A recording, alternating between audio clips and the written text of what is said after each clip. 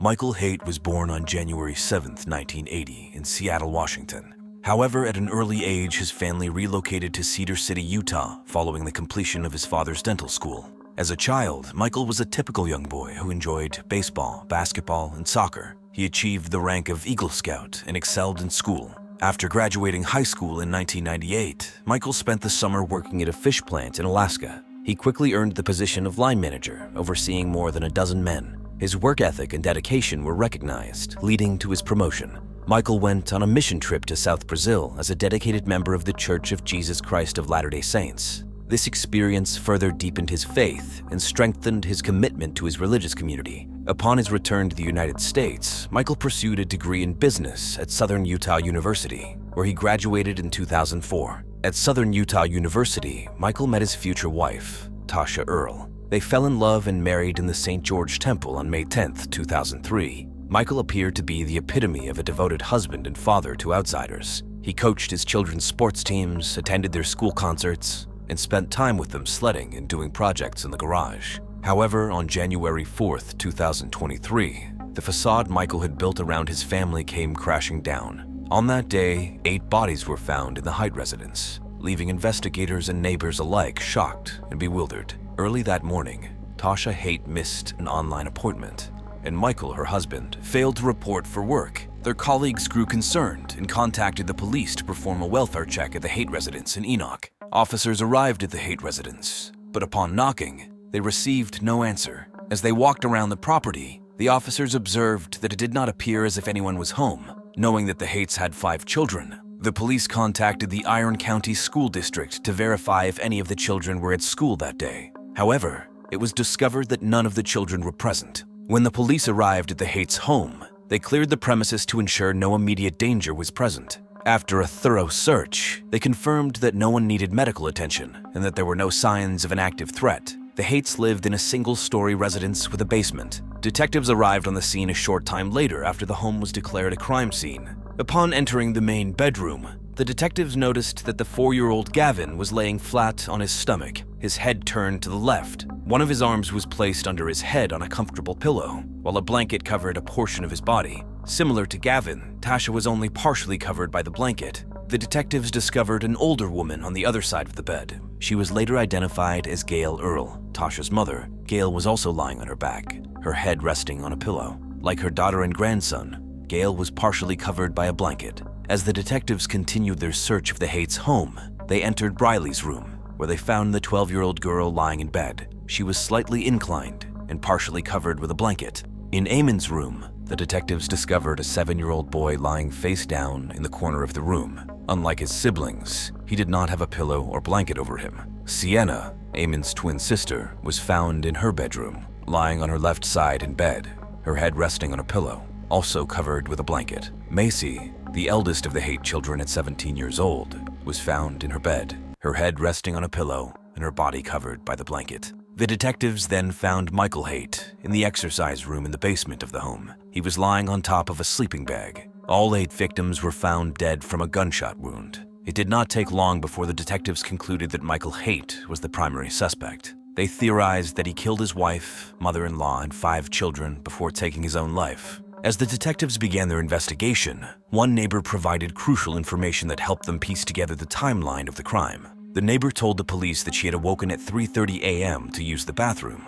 Exiting her room, she heard a loud bang that sounded like fireworks. However, she quickly noticed that it was past the legal date for fireworks to be allowed in the neighborhood, leaving her feeling annoyed. The neighbor continued, stating that after the initial bang, she heard 2 more in quick succession.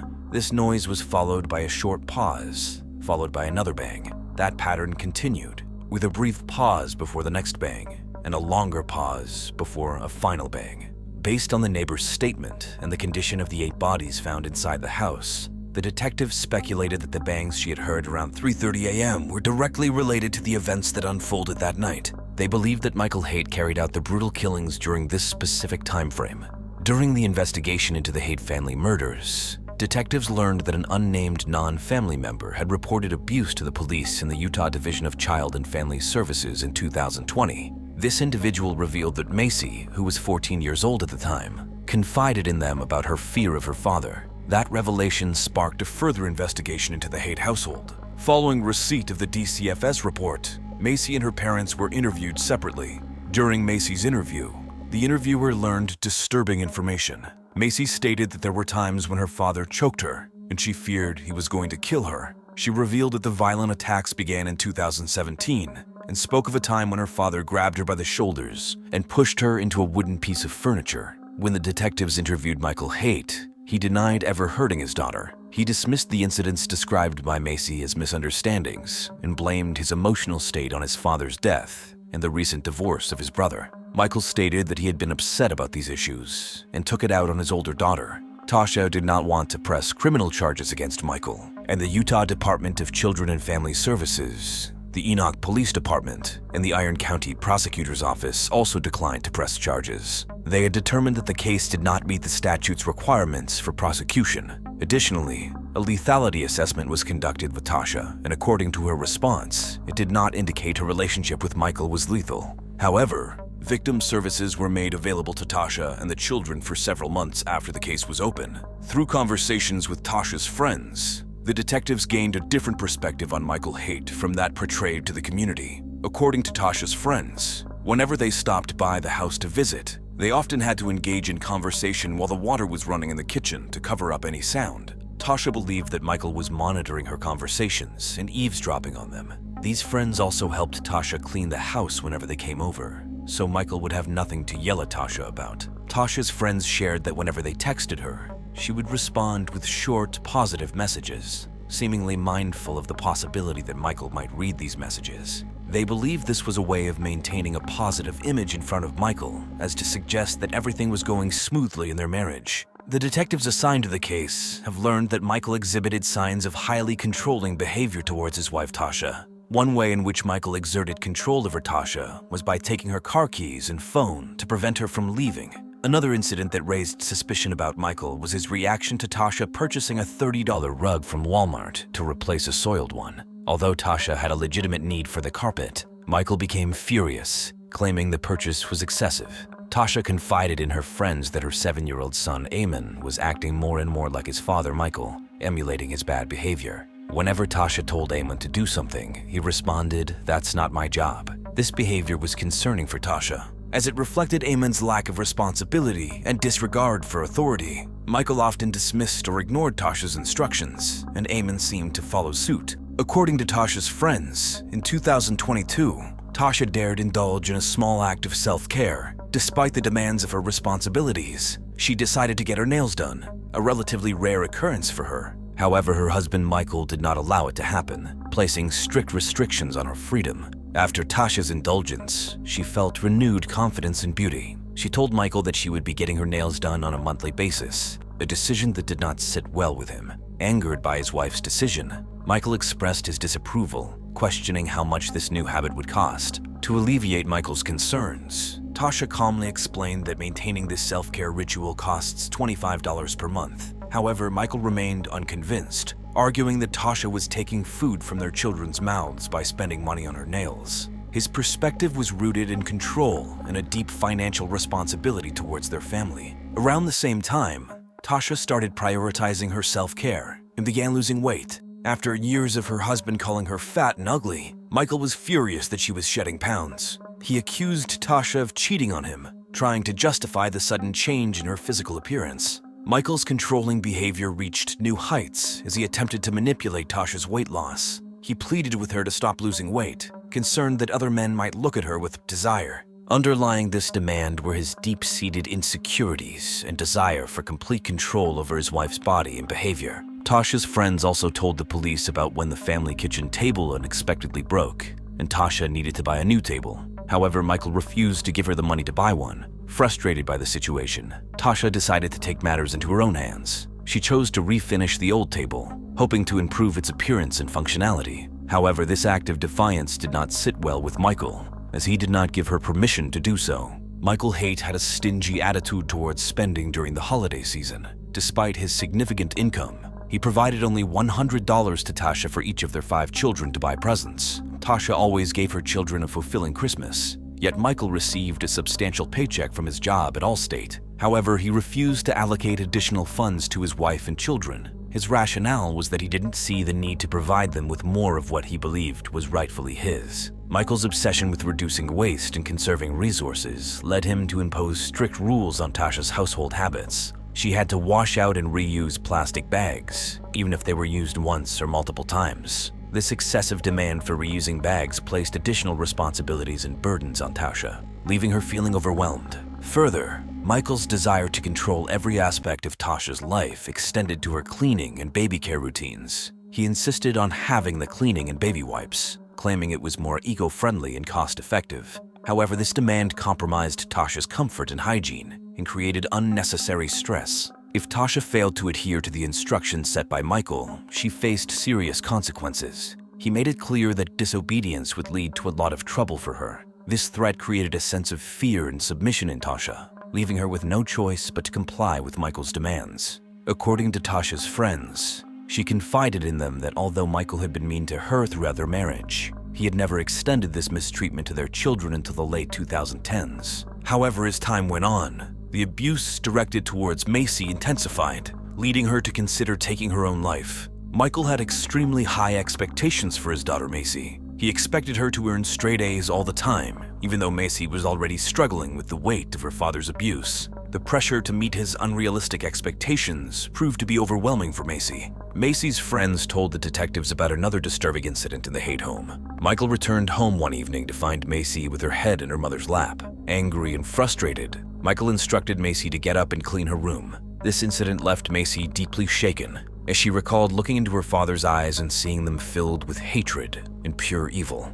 The detectives uncovered another incident where 7-year-old Briley was playing with a changing table and did not stop when Michael told her. This incident led to Michael blaming his wife, Tasha, for their children's behavior. He labeled them as the worst children in the world, who were disrespectful and awful. Michael not only blamed Tasha, but also called her fat and ugly, all in front of their 5 children. It was during this distressing incident that Tasha decided to pursue an exit strategy and file for divorce from Michael after 20 years of marriage. The incident, which showcased Michael's abusive behavior and lack of control over his anger, served as a wake-up call for Tasha. She saw the negative impact this behavior was having on her children and realized that staying in the marriage was not an option. Divorce was difficult for Tasha. She spent over 2 decades with Michael. However, she realized that her children's well-being and safety were more important than any marital bond. On December 21st, 2022, Tasha filed for divorce from her husband Michael. However, she asked for the divorce papers to be delivered after the holidays, wanting one last normal Christmas for her 5 children before the separation. She knew that Michael's behavior would likely escalate once he received the papers, and she did not want the holiday festivities tarnished for everyone. The divorce papers were delivered to Michael's Allstate office 2 days after Christmas. Despite his recent actions, Michael called Tasha, acting completely normal, asking her about her day, as if she hadn't served him with divorce papers mere minutes ago. He told Tasha to leave, but insisted that she leave the children behind. But Tasha stood her ground and refused to leave the house without them. Despite Michael's demands, Tasha decided to take the children with her to her mother's home in Laverkin, Utah. Later that evening, Michael showed up at his mother-in-law's house, attempting to convince Tasha to go for a ride with him. Tasha, however, refused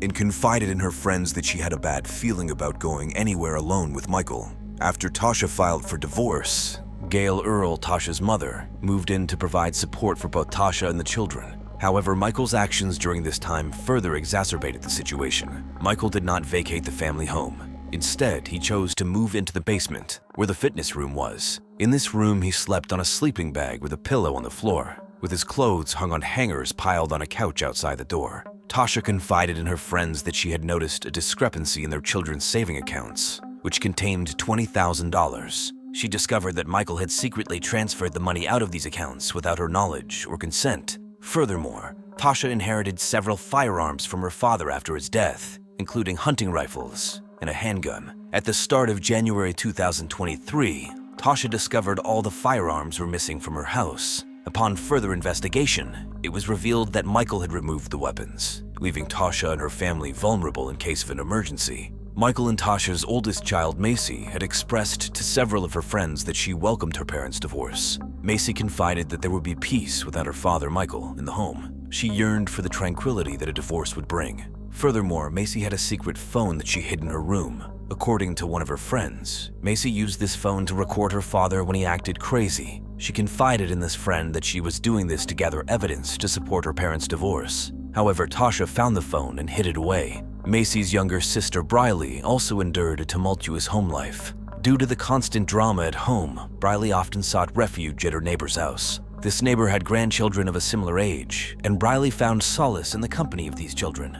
Briley disclosed to a friend that she was happy about her parents' impending divorce. She even mentioned purchasing some new books, but she refrained from telling her father out of fear that he might get angry with her. On January 3, 2023, Tasha met with her attorney to discuss her ongoing concerns about her divorce from her abusive husband, Michael. During their conversation, Tasha revealed that although Michael was still living in the family home, she was relieved that he had recently relocated to the basement. Given Michael's volatile behavior, the attorneys pressed Tasha on whether she ever experienced any concern for her or her children's safety. Despite Michael's occasional outbursts, Tasha reassured her attorneys that she never feared for her or her children's well-being. In hindsight, it is clear that Tasha's optimism and misplaced faith in her husband were tragically misplaced. The investigation into the Haight family shooting was a harrowing journey for police detectives as they pieced together the chilling sequence of events that led to the tragic outcome.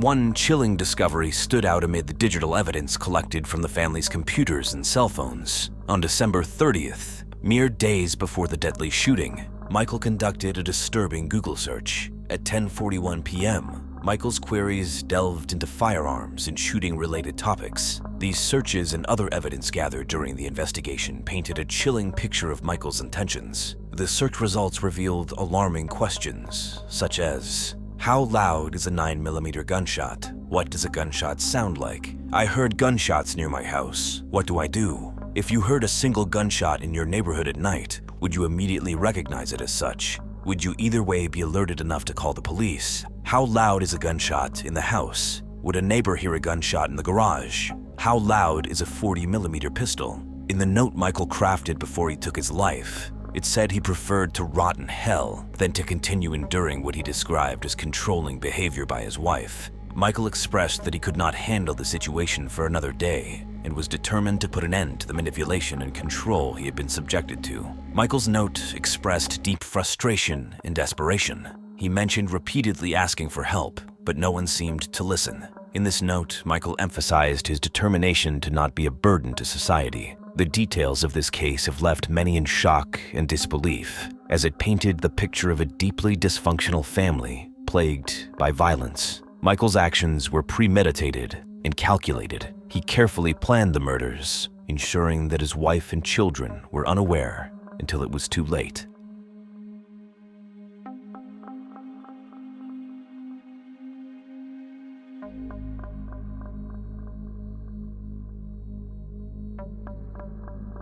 By all accounts, Lindsay Musgrove was a kind and caring person who graduated with a biology degree from Quinnipiac University in 2012. 2 years later, she earned her nursing license and studied at Massachusetts General Hospital Institute of Health Professions. Lindsay dedicated her life to helping others as a labor and delivery nurse at Massachusetts General Hospital. Lindsay quickly established herself as a consummate caregiver, and her colleagues loved to work with her. Known for her attention to detail and compassion, Lindsay's patients requested her as their preferred nurse for future deliveries. Her ability to soothe nervous parents and guide them through labor was remarkable. In 2016, Lindsay married Patrick Clancy, a computer software engineer. Just 1 year after their marriage, Lindsay and Patrick welcomed their daughter, Cora. Cora was a loving and caring older sister who dreamed of becoming a doctor and a mommy. Dawson, their second child born in 2019, was a bright and charismatic boy. His laughter and infectious smile lit up every room he entered. In 2022,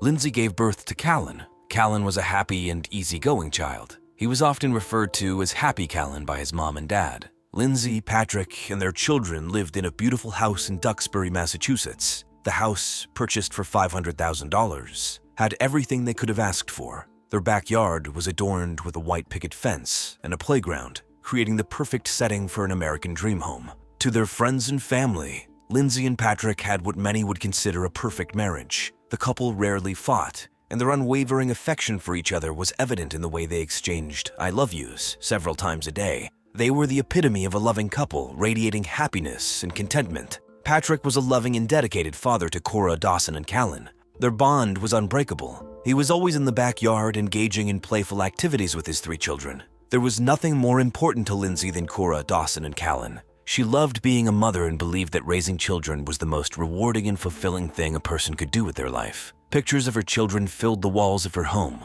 and she constantly shared images of them on social media. She would write posts expressing her gratitude and joy, such as, "I feel like the luckiest mama in the world, and so unbelievably thankful for this family and life." Those who knew Lindsay attested to her dedication as a mother, describing her as someone who would leave parties early to return home to her babies. She truly hated hearing them cry, even when sleep training them. Lindsay's commitment to her children was evident in every aspect of her relationship. After the birth of Cora and Dawson, Lindsay's emotions became overwhelming. The weight of motherhood proved to be a significant challenge for her, and she struggled to navigate the complicated waters of motherhood. However, she declared on Facebook that her experience with motherhood with Callan was going more smoothly, as she was focused on exercise, nutrition, and rest. She was taking proactive steps to address her emotional well-being. However, as time went on, Lindsay started to experience anxiety about returning to work after her maternity leave. The pressure of being a full-time mother and balancing her career became overwhelming for her. She sought solace in various forms of therapy, including visits to multiple psychs and being prescribed a range of medications. By September 2022, Lindsay's anxiety levels had reached an all-time high. In search of relief, she decided to seek further help. She went for an evaluation at the Women and Infant Center for Women's Behavioral Health in Providence. Unfortunately, she was not diagnosed with postpartum depression during this visit. On January 1st, 2023, she confessed to her husband Patrick that she had thoughts of harming herself and her children. Alarmed and concerned, Lindsay decided to seek help and admitted herself to the McLean Hospital for mental health treatment. She would spend the next 5 days in the hospital, receiving the necessary care. When Lindsay was discharged from McLean Hospital, the doctors determined that the young woman posed no danger to herself or others. However, no one knew the true extent of her struggles. Throughout January, Lindsay appeared to be getting better. Her family went on several outings to museums and restaurants, and Lindsay herself expressed that she no longer had thoughts of harming herself. Even her mother noticed a change in her text messages, as her tone appeared more upbeat. However, no one knew that Lindsay was battling her own demons beneath the surface. On January 24, 2023, those demons finally took a terrible toll. On this day, Lindsay's true thoughts and feelings came to light in the most devastating manner. January 23, 2023 began as a regular day for the Clancy family. As the morning progressed, Lindsay took the children to the doctor for a checkup. Her daughter Cora was scheduled for a routine examination with her pediatrician. Upon their return home, Lindsay spent quality time with her children, enjoying an afternoon of play in the snow. Taking the opportunity to capture these moments, she snapped a few pictures and shared them with her husband Patrick and her mother. The happy scene painted a seemingly normal picture of family life. On that fateful day, Patrick was working from home in the basement. Around 4 p.m., after Lindsay and the children came inside from playing in the snow, she Googled kids Miralax. She also used Apple Maps to calculate how long it would take for someone to drive to the 3V restaurant near Kingston. Lindsay also searched the CVS website, called the CVS in Kingston, and asked if they had children Miralax. She then texted Patrick in the basement office and said, "Any chance you want to do takeout from the 3V? I didn't cook anything. It's been a long day." Although 3V was a bit out of the way for Lindsay and Patrick to eat from, there were closer restaurants they had ordered from before. Patrick informed Lindsay that he agreed to check the menu and select what he wanted to eat. He chose the scallop and pork belly risotto, while Lindsay opted for the Mediterranean Power Bowl. At 5:10 p.m., Lindsay called the 3V to place the order and mentioned Patrick as the designated pickup person. At 5:15 p.m., Patrick left the home, and Lindsay sent him a text message as a reminder to pick up the children's medications at the CVS. CCTV footage showed that Patrick arrived at the CVS at 5:32 p.m. However, he did not receive an answer during his attempt to ask about the brand Lindsay preferred. 1 minute later, at 5:34 p.m., Lindsay finally returned Patrick's phone call, which lasted for 14 minutes. Although the conversation seemed normal, Patrick later shared that he sensed that Lindsay was in the midst of doing something while talking to him. It was chilly outside as Patrick arrived home at 6 p.m. after stopping to pick up dinner and medication at CVS. As Patrick pulled into his driveway and entered his home, he noticed an eerie silence that hung in the air. The usually bustling house was unusually quiet, and the absence of the family sounds of his 3 children and wife, Lindsay, was unsettling. Panic began to settle in Patrick's mind as he searched for any signs of life in his home. Lindsay and his children, Cora, Dawson, and Callan, were nowhere to be found. His heart raced with worry as he called Lindsay's cell phone at 6:09 p.m., hoping to hear her voice on the other end of the line. Unfortunately, there was no response. With growing concern, Patrick made his way up the stairs to the master bedroom. The silence was deafening, and each step he took echoed through the empty house. As he approached the door, he noticed it was locked, which was even more unsettling as Lindsay had never locked herself in the bedroom before. Patrick turned the knob, but it wouldn't budge. He exerted more force, but the stubborn lock refused to give way. Desperate to find his wife, Patrick resorted to pounding on the door, hoping to elicit a response. But all he received in return was silence. Frustrated but determined, Patrick continued to struggle with the locked bedroom door. After what seemed like an eternity, he managed to force it open, revealing a scene that would be etched in his memory forever. Blood stained the floor and windowsill, and a bloody knife lay ominously on Lindsay's bedside table. The sight sent a shiver down Patrick's spine as he immediately recognized something unspeakable had happened inside the room. Walking toward the bloody windowsill, Patrick peered outside and saw his wife, Lindsay, lying on the ground in the backyard. His heart pounding with fear, Patrick frantically dialed 911 as he ran down the stairs and outside to Lindsay. Patrick found Lindsay lying face up in the backyard, her body soaked in blood. Slashes were visible on both her neck and wrists. Lindsay was conscious, but barely responsive. Panic washed over Patrick as he desperately tried to make sense of the situation. "What have you done?" he asked, his voice trembling with fear. In an eerie and detached voice,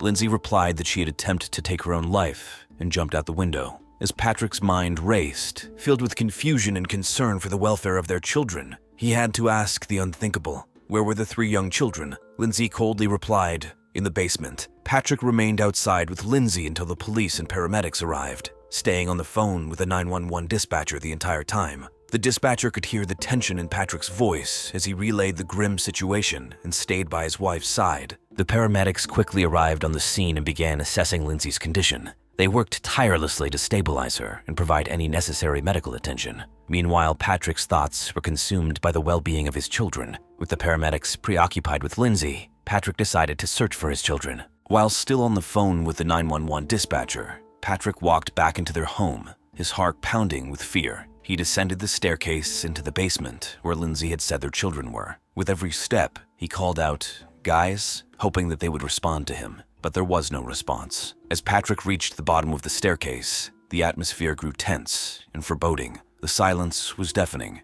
and a sense of dread filled the air. Suddenly, the dispatcher on the end of the line heard a scream, as if someone or something was in agony. Upon entering the basement, Patrick discovered his 3 children, Cora, Callan, and Dawson, lying unconscious on the floor. Each child had an exercise band tightly wrapped around their neck. As panic set in, Patrick immediately called for help. Patrick begged his children to wake up and breathe, his voice filled with desperation. He screamed for the police officers upstairs, assisting his wife, Lindsay. In a matter of minutes, the officers descended the stairs and witnessed a horrific sight. 3 innocent children, unconscious and unresponsive, lay lifeless on the cold floor. In the midst of the chaos and turmoil, Patrick uttered the words, "She killed the kids," referring to his wife, Lindsay. With each word, his desperation turned to anguish as he realized the extent of his wife's unimaginable act. Cora, his 5-year-old daughter, and Dawson, his 3-year-old son, were pronounced dead at the scene. Baby Callan, just 7 months old, was still alive, but his injuries were severe. Despite the efforts of the medical team, the infant succumbed to his injuries several days later in the hospital, with his father by his side, holding him in his arms as he took his final breaths. The tragic events that unfolded in less than 20 minutes had shattered Patrick's world, leaving him grief-stricken and desperate for answers. Lindsay, in the meantime, was taken to Boston's Children's Hospital to be treated for the injuries she sustained when she jumped out of the window and fell 20 feet in an attempt to take her own life. She was charged with 3 counts of murder, 3 counts of strangulation or suffocation, and 3 counts of assault and battery with a dangerous weapon. Days after the horrific events unfolded, Patrick Clancy expressed his feelings on a GoFundMe page created for him and his family. Despite the unimaginable pain and shock, he displayed love and forgiveness for his wife. However, he admitted that the shock and pain of the entire ordeal were relentless, leaving his family in a state of profound grief. The GoFundMe campaign established to cover the expenses associated with Cora, Dawson, and Callan's funeral received generous support from the public. However, many individuals expressed that they were effectively funding Lindsay's defense by contributing to the campaign. This statement sparked controversy and raised concerns about the potential misuse of funds. Lindsay's attorneys later clarified that their legal fees were not paid through the GoFundMe campaign. Instead, her parents were responsible for covering these expenses. Despite the controversy surrounding the GoFundMe campaign, it managed to raise over $1 million.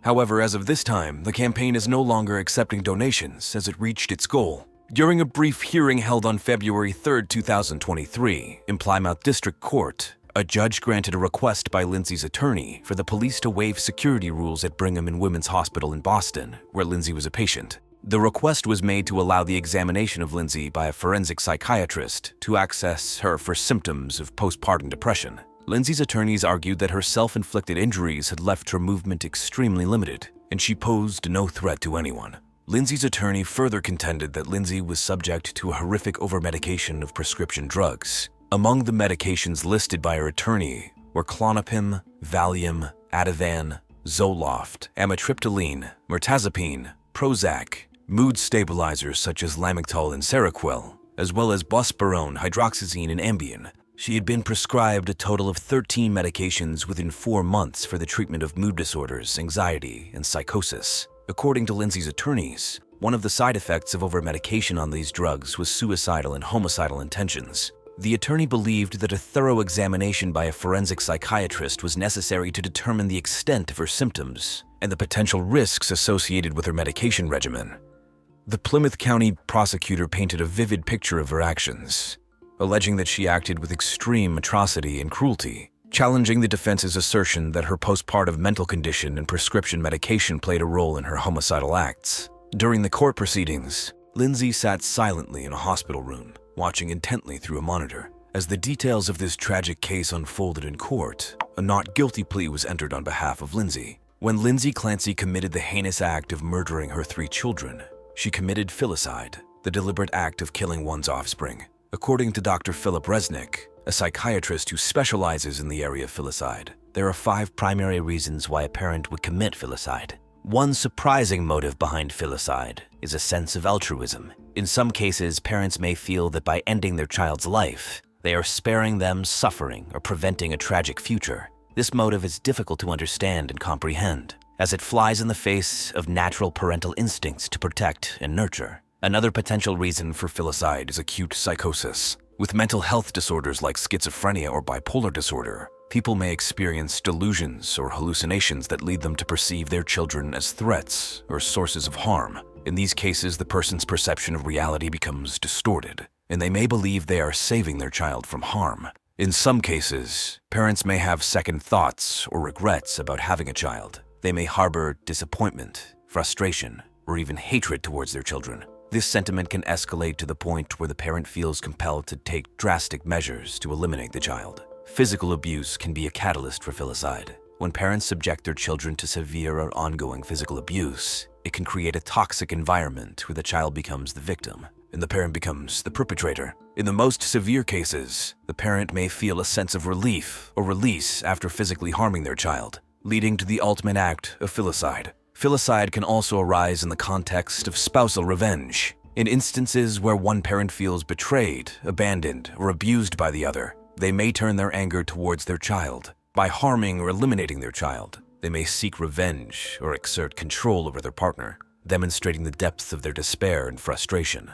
The shocking tragedy raised questions about the connection between postpartum depression, PPD, psychosis, and homicidal behavior. Lindsay's attorneys argued that a combination of postpartum psychosis and overmedication were to blame for her actions. After childbirth, the levels of hormones in a woman's body drop quickly, leading to chemical changes in the brain and mood swings. This natural process, known as the postpartum period, can cause feelings of overwhelm, loss of energy, intrusive thoughts of harming oneself or the baby, loss of sleep, and a variety of other physical and emotional challenges. However, postpartum psychosis is a far more severe and dangerous condition that affects the mother's sense of reality. This condition affects approximately 1 to 2 of every 1,000 deliveries and is characterized by a sudden and severe loss of sanity. Symptoms may include delusions, hallucinations, paranoia, rapid mood swings, and disorganized thinking. During the investigation into the murder of Lindsay Clancy's 3 children, A diary entry was discovered on her phone dated October 25, 2022. This journal entry, written months before the heinous crime, revealed distressing insights into her state of mind in the days leading up to the killings. In the diary entry, Lindsay expressed frustration and resentment towards her children, specifically Cora and Dawson. Lindsay wrote that sometimes she resented them because they prevented her from treating their infant son Callan like her first child. She expressed her discontentment when Cora and Dawson returned from preschool, stating that their bad blood seemed to rub off on her. According to Lindsay, she felt depressed and her emotions were affecting her children.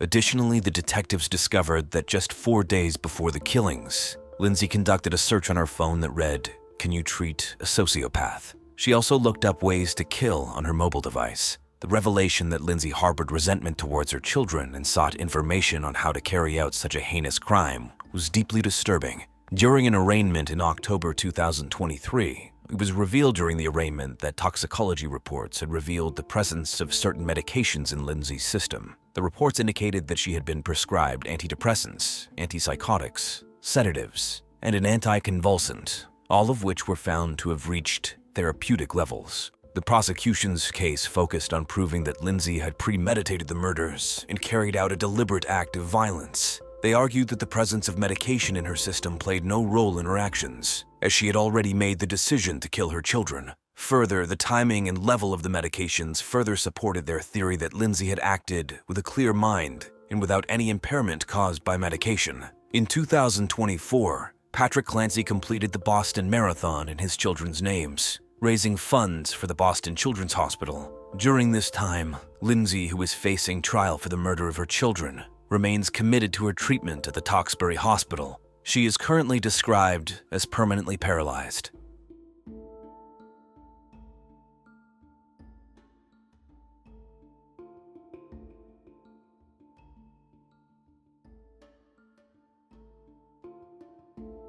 Mike Relle, who married his first wife Dee Dee Hoffman in 1979 while they were students at the University of Florida in Gainesville, was a man who seemingly had it all. From a young age, Mike displayed a remarkable set of characteristics. He was a Boy Scout who nearly attained the rank of Eagle Scout and was an altar boy, showing his moral and ethical values. Upon attending college at the University of Florida, Mike continued to thrive. He actively engaged in a fraternity, which offered him a support community and opportunities for growth and development. Furthermore, his athletic abilities and academic achievements made him an exemplary student. Mike graduated with a master's in business administration from the University of Miami. This academic achievement set him on a path of personal and professional success. Dee Dee, Mark's wife, once remarked that Mike was a genuinely supportive husband who never physically abused her. However, Mike's relationship with Dee Dee had reached a breaking point beneath the facade of success. They had 2 daughters, Caroline and Kate, whom Mike loved dearly.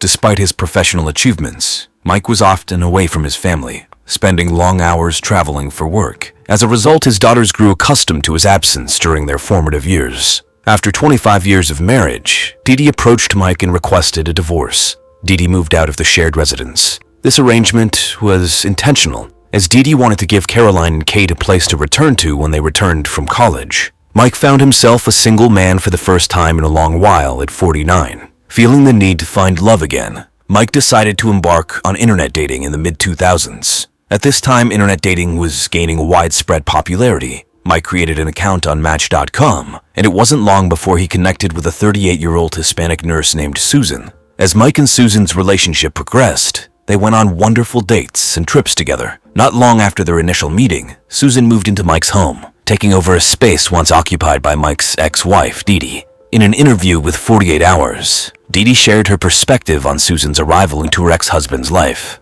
According to Dee Dee, everything that was once hers suddenly became Susan's, including her dog. When she first met her father's girlfriend, Mike's daughter, Caroline, expressed her concerns about Susan. Caroline was taken aback about how much Susan drank during their first meeting. Despite consuming several martinis, Susan miraculously remained upright, able to walk, and even engage in conversation. According to Caroline, this behavior was unlike anything she had ever witnessed, and it set off alarm bells in her mind. Despite Caroline's reservations, Mike and Susan eventually tied the knot in 2007. This union marked a turning point in their relationship, as Susan stopped working and Mike ceased traveling for work. Instead, Mike purchased a local business, Ocala Dental, which would become the center of their lives. Mike Relle and his wife Susan appeared to be an ideal couple to the outside world. They owned a home in a wealthy Alachua County neighborhood of Haight Plantation in Florida, and they often joked about their perfect life together. However, behind their facade, Mike and Susan faced significant struggles in their marriage. During the summer of 2007, Mike drafted a prenuptial agreement with Susan. This sudden development raised eyebrows among their friends and family, as they'd always been portrayed as a strong and united couple.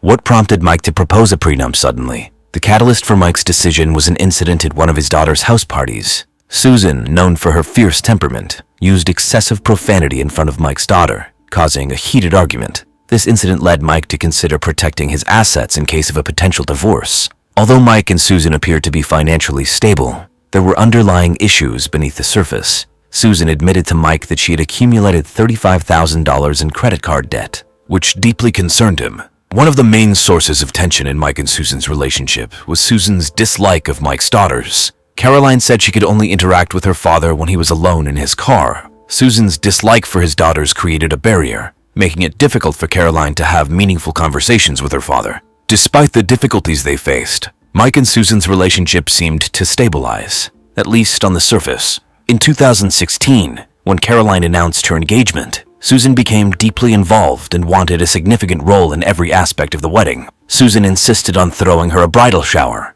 a gesture typically reserved for the mother or sister of the bride. As Susan planned the shower, she made a conscious decision to exclude Caroline's mother's friends from the guest list. However, she ensured her friends and family were in attendance. Despite the initial strangeness of Susan's deep involvement in planning the shower, Caroline admitted that the day was enjoyable. Susan put in considerable effort to make the occasion fun and memorable for all participants. When Caroline was looking for her wedding gown, Susan accompanied her to the bridal boutique. Together, they browsed through the various dresses until Caroline found one that captured her imagination. Susan even handed over her credit card to pay for the $11,000 gown. In November 2017, Caroline married at the Oeka Castle in Long Island, surrounded by 160 guests. The event mirrored the grandeur and luxury of a wedding fit for royalty. Before Mike walked his daughter Caroline down the aisle, she noticed an unusual mark on his face. When Caroline inquired about the mark, Mike brushed her concerns aside, not wanting to upset her on this special day. However, 3 weeks after Caroline married, Mike confided in her that the mark, now a long white scar, had come at the hands of his wife, Susan. He revealed that Susan had physically abused him and that she had been arrested for domestic battery after becoming violent while intoxicated. Susan's version of the incident was that after her stepdaughter Caroline's wedding, her husband Mike confided in her that the wedding had gone $150,000 over budget. This revelation angered Susan, and the argument between her and Mike escalated. During the altercation, Susan threw a mobile phone at Mike, and she pushed him in an effort to defuse the situation. However, Susan herself was the one who eventually called 911 to report the incident. According to Susan, she offered to go to the couple's beach condo to calm things down. However, a significant amount of time passed without her leaving the residence to head to the beach. As a result, the police arrested Susan when she still had not left the premises. The court ultimately ordered Susan to stay away from Mike, and she sought alcohol and consulting services as well as anger management assistance. Several weeks later, Mike ultimately decided not to pursue charges against Susan, and the case was dropped. Susan moved out of their home and into a condo at Ponte Vedra. While this provided a reprieve from the couple's ongoing drama, it would be short-lived. On February 3, 2018, at 4 a.m., Michael Relle made a chilling call to 911 from his home in Gainesville, Florida. He informed the dispatcher that someone had entered his house and his wife, Susan, was bleeding profusely. When the police arrived at the scene, they discovered Susan lying severely injured on a bed in the master bedroom. Medics were immediately summoned, and with a sense of urgency, they rushed her to the closest hospital. As Susan was rushed to the operating room, the surgeons worked tirelessly to save her in critical condition. The odds were not in her favor, and the possibility of survival seemed slim. Meanwhile, a detective arrived at Mike's home, now cordoned off as a crime scene. The detective began his search of the premises, meticulously examining the scene for any clues. What the detective found was a scene that sent shivers down his spine. Inside the master bedroom, there was a substantial amount of blood on the bed, as well as a bloody bent knife. However, there was no sign of forced entry on any doors or shattered windows. In an effort to piece together the events that led up to the incident, the detective obtained security camera footage from Mike's home. However, after carefully examining the footage, the detective failed to find anyone fleeing from Mike's house. Susan miraculously survived the ordeal, but was left with significant wounds on her wrist, stomach, and neck. When Susan regained consciousness in the hospital, she provided a shocking revelation to the detectives assigned to the case. According to Susan, there was no intruder. It was Mike who had attacked her. She claimed Mike had concocted a story about a person breaking into their home and assaulting them. According to Susan, she and Mike started fighting while they were at a local restaurant for dinner. Susan said that she and Mike decided to return home in separate cars. Upon arriving home, Susan went straight to bed, and as she was falling asleep, she suddenly felt a sharp stabbing sensation. When Susan opened her eyes, Mike was standing over her with a knife in his hand. Panic and confusion filled her mind as she realized that she was in danger. Susan yelled out at Mike, "Michael, you are going to kill me." To her horror, Mike replied, "That's exactly what I want to do." Susan's cries for help went unheard as Mike continued to stab her, leaving her body covered in blood and suffering immense pain. For an hour, Susan lay in the bed, bleeding profusely and fearing for her life. Mike told Susan that he wouldn't kill her if she stuck with his story that an intruder had broken into the house and stabbed her. Desperate to stay alive, Susan reluctantly agreed to go along with Mike's plan. He then changed his clothes and called 911, pretending that a robbery had taken place. Mike Relle was arrested on charges related to the attempted murder of his wife Susan. The news surprised everyone, including Mike's ex-wife Dee Dee and his daughters Caroline and Kate. Dee Dee, who had divorced Mike years earlier, was in disbelief when she heard about the arrest. During their marriage, she had never witnessed any signs of violence or aggression. She couldn't comprehend the idea that her former husband was being accused of such a heinous crime. Similarly, Caroline and Kate were overwhelmed by their father's arrest. They had always admired and respected Mike, considering him a generous and kind man. The idea that he would commit such a violent act against their stepmother seemed inconceivable. As the situation unfolded, additional charges were brought against Mike. In addition to the attempted murder charge, he was indicted on charges of false imprisonment, obstruction, and tampering with evidence. These additional charges further complicated the case and increased the severity of the situation. Due to Mike's wealth and affluence, the judge decided to set a bond of $2.5 million on the additional charges. However, it was agreed that no bond would be granted on the attempted murder charge, considering the serious nature of the crime. The arrest of Mike Relle created shockwaves throughout the community. Many people who knew him and his family found it difficult to reconcile their perception of him with the nature of the charges he faced. Several months after his February 2018 arrest on June 29th, Mike was arrested and charged with a criminal attempt to solicit and conspire on a capital felony. The charges were based on allegations that Mike had tried to hire an inmate to murder his wife Susan. According to the state's attorney office, Mike sought assistance from 33-year-old Roderick Jermaine McCullen, who also faced charges in relation to the alleged murder-for-hire plot. The trial, which took place in 2019, provided insight into the tumultuous dynamics of Mike and Susan's relationship. Throughout the trial, Mike presented a narrative that depicted a strained and turbulent marriage. Mike's testimony revealed that he and his wife had limited visitors to their home. According to Mike, this restriction was primarily due to Susan's reluctance to have his friends from his former university's advisory board over. Another aspect that created friction between Mike and Susan was his philanthropic endeavors. Mike testified that he enjoyed making charitable donations, which occasionally caused contention with his wife. According to Mike, Susan would often threaten to divorce him if he attended committee meetings or country club meetings, or if he made donations without her permission. While Mike claimed to have faced conflict over charitable contributions, Susan's spending habits seemingly went unchecked. Mike testified that Susan often spent money on clothing and jewelry without consulting him. This disparity in financial properties added to the strain of their marriage, as Mike felt frustrated and overwhelmed by the constant financial strain. Mike also testified that there were times when Susan resorted to violence as a means of resolving conflicts. In a July 2016 incident, Mike claimed that Susan threw a wine bottle at him from the top of the staircase, hitting him in the shoulders. That was not an isolated incident. Mike testified that there were other occasions where Susan threw vases and heavy mugs at him. Despite numerous violent incidents, Mike told the court that he never reported any of them to police, nor did he seek help. However, Mike took pictures of his injuries and shared them with his daughter, Caroline. Mike maintained throughout the trial that despite enduring abuse, he loved his wife and wanted to remain married to her. Yet Mike stated he was walking on eggshells around her, constantly fearing retaliation. Mike invited Susan for dinner on February 3, 2018, with the hope that they could work on their relationship. He decided to take her to their favorite steakhouse, hoping that a change of scenery and a romantic dinner would foster reconciliation. During the dinner, Mike received a text message from his daughter Caroline, which angered Susan. The dinner became awkward and tense. Susan's anger escalated, and she left the restaurant in an Uber at the end of the meal. Mike followed her in his car. During the ride home, Susan sent Mike a text message that read, "Good luck with that bitch," referring to his daughter Caroline. Susan believed that Caroline would ruin any future relationship Mike had. While Susan and Mike arrived home that night, they did not communicate verbally. Instead, they continued to communicate through text message. Susan informed Mike that she was filing for a divorce and leaving the next morning. At approximately 10:13 p.m., Susan sent Mike one final text.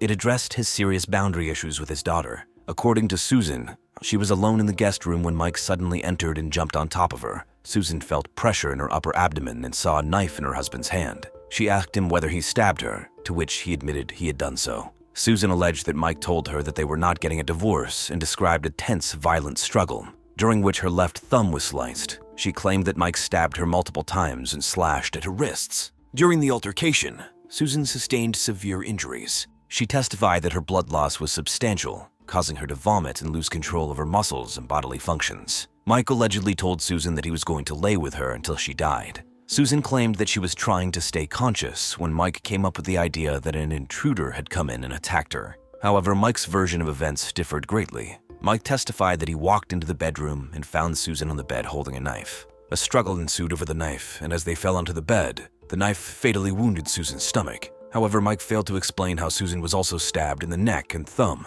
During the testimony, Mike claimed that he intended to call 911 for help after accidentally injuring Susan during a struggle. However, Susan allegedly told him not to do so, as she feared being arrested again for domestic violence. According to Mike, the two of them lay together as she bled for several hours. While they lay there, they had what Mike described as one of the best conversations of their lives. During the conversation, Susan and Mike discussed their future travel plans. They talked about their dream of visiting Germany, Tuscany, Florence, and Greece, and going on a river cruise. According to the prosecution, if Mike was telling the truth, he and Susan were having this conversation on a bed covered in blood, vomit, and human waste and excrement. Mike testified at 3 a.m. that he and Susan's dog, Susie, walked into their bloody bedroom, prompting him to get out of bed to take care of her. However, during this encounter, Susan grabbed the knife and slit her wrists, purportedly stating that she feared going to jail. He claimed to have told Susan that he was not going to get her arrested, but instead decided to lie to the police and stated that he would protect her. As a part of this plan, Mike turned off the security cameras to stage a break-in at around 5:25 a.m. However, he later called 911 and turned the cameras back on. The prosecution argued that Mike's actions indicated an intent to harm Susan. They contended that his willingness to lie about the events and his manipulation of the surveillance cameras suggested that he was attempting to cover up his involvement in the crime.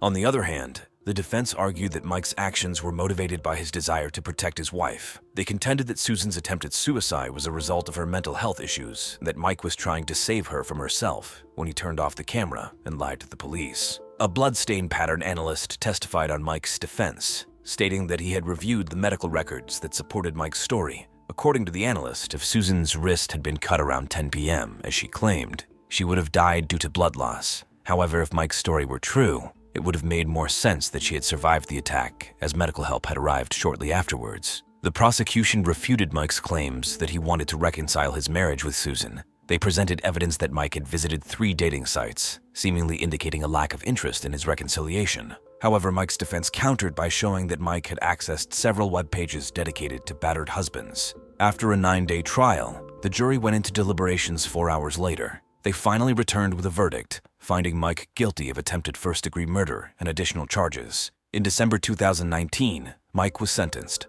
However, Susan did not attend the hearing. Mike's daughter, Caroline, addressed the court and expressed her pride in being her father's daughter. She mentioned that Mike had been compassionate and selfless over the years, always putting others before himself. Several friends also stepped forward to share their thoughts on Mike, describing him as a kind, gentle person and a stand-up gentleman. Despite the prosecution's request for a 50-year sentence, the judge ultimately sentenced Mike to 30 years. However, given his age at the time of the sentencing, it is likely that Mike will die in prison.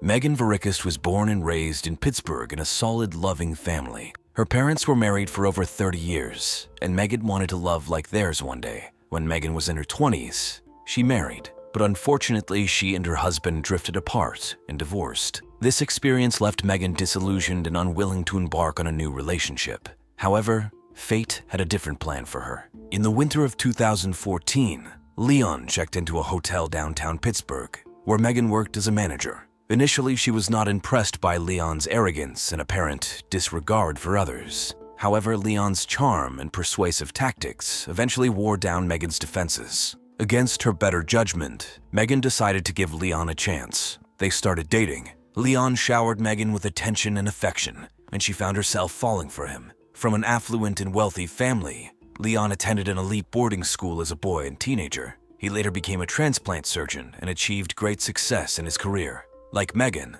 Leon faced challenges in his love life, as he was in the midst of a divorce when they first met in 2014. However, as Megan and Leon's relationship progressed, their connection deepened, and they discovered mutual attraction. Leon made Megan believe that she deserved the best that life had to offer. Eventually, Leon made the decision to move back to his hometown of Houston and asked Megan if she would be willing to accompany him. Although she loved her life in Pittsburgh, Megan was ready for this change and eager to take the next step in her relationship with Leon. Upon her arrival in Houston, Megan began looking for a job and found it working as a sales agent in a local hotel. The experience allowed her to explore a new city and develop her independence. Megan rented an apartment in Houston after she and Leon relocated there. Leon moved in with her, and shortly after, they opened a joint bank account. This step was significant for Megan. It made her feel their relationship was moving quickly. As a self-reliant woman, she initially struggled with sharing finances with someone. However, a part of her saw this as a sign of Leon's care and potential future for the two of them as a couple. When Megan met Leon's family, they instantly hit it off. Megan found herself envisioning Leon as her future husband. Despite living far away from her family and friends in Pittsburgh, Megan thrived in Houston. She made new friends and adopted a dog, which brought joy to her life. Online, Megan and Leon projected an image of the perfect relationship. They shared photos of their adventures, romantic dinners, and moments of happiness. However, what was seemingly perfect on the outside began to reveal cracks on the inside. Leon found himself unable to practice medicine in Texas as he did not have the license to do so. This setback significantly hindered his career aspirations as a transplant surgeon. Leon felt undervalued and discouraged by the perceived demotion from being a surgeon to a mere surgeon's assistant. He refused to accept the role, finding it beneath his acquired skills and knowledge. As time went on, the strain caused by Leon's inability to practice medicine began to take a toll on their relationship. Megan, who had sacrificed her independence for the relationship, found herself feeling disillusioned and misunderstood. The cracks in their relationship grew deeper, and it became clear that their paths were diverging. While Megan still clung to hope for their shared future, Leon's unwavering dissatisfaction with his current situation made it increasingly difficult to reconcile their differences. Instead of actively looking for a job, Leon chose to rely on Megan's income to support their household. This burden placed immense pressure on Megan. With the added responsibility of breadwinner, Megan's frustration began to mount. She felt a growing resentment towards Leon as she realized she was shouldering most of the financial burden. The constant pressure of being the responsible one in the relationship took a toll on her mental and emotional well-being. In a moment of frustration and anger, Megan expressed her frustrations with Leon in front of his family. This impulsive decision turned out to be a misstep, as it only heightened tensions within the couple's relationship. Upon returning to their apartment, Leon's anger escalated, resulting in an outburst of violence that left Megan in a state of shock. Leon's violent behavior reached its peak when he tore through Megan's closet and hurled all of her clothing items off the balcony. This act of destruction left Megan feeling violated and helpless. She was unable to comprehend the situation. Over time, Leon's anger towards Megan escalated from verbal insults to physical abuse. He exhibited a pattern of behavior that included throwing the glass bottle he used to spit tobacco at Megan, humiliating her and calling her awful, demeaning names. The abuse seemed to be becoming more and more frequent, leaving Megan in a constant state of fear and anxiety. Despite the abusive behavior, Leon often expressed remorse and professed his love for Megan. He would claim that she was the only thing that brought him happiness and that he was sorry for his actions. However, these apologies were short-lived, and the cycle of abuse continued to repeat itself, leaving Megan feeling trapped and alone.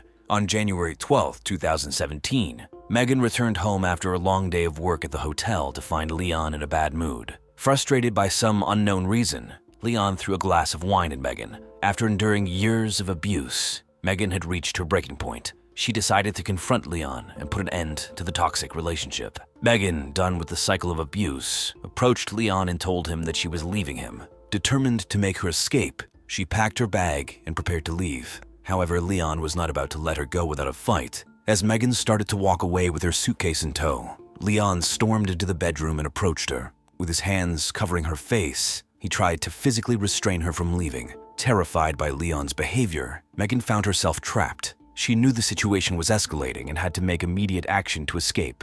In desperation, Megan grabbed her dog and rushed out of the bedroom. Leon pursued her as she ran down the driveway, pulling on the car door to stop her. With determination, Megan closed the door and escaped into the vehicle. As Megan tried to drive away, Leon continued to chase her, determined to prevent her from leaving. Frustrated and angry, he threatened to break the window of the car if she didn't open it. Terrified for her safety, Megan refused to comply and continued to drive away, putting as much distance between herself and her abuser as possible. The following day, as Megan reported to work at the hotel, it was evident that she had been crying. Her concerned friends and coworkers noticed the change in her demeanor and approached her seeking answers. When prodded, she broke down into tears and spoke about the abuse she had been experiencing at Leon's hands. Megan's friends and coworkers were shocked to hear the truth about her situation. Throughout the day, Leon kept contacting Megan through various means, sending her erratic messages. In some of the messages, he would profess his love and express his remorse, indicating his desire to propose. However, Leon would abruptly declare that he was done with her and others.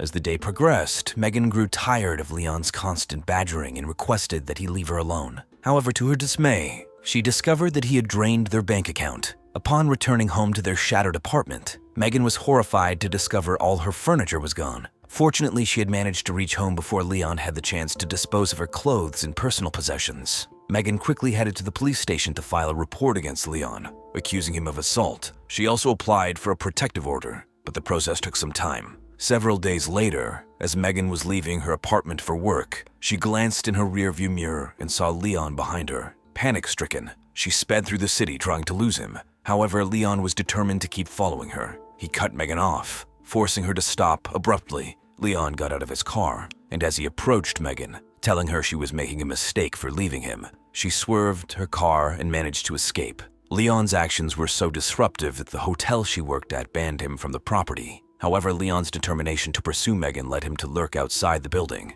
causing unease among her colleagues and friends. One of Megan's friends took it upon themselves to confront Leon, chasing him across the street and yelling at him to leave Megan alone.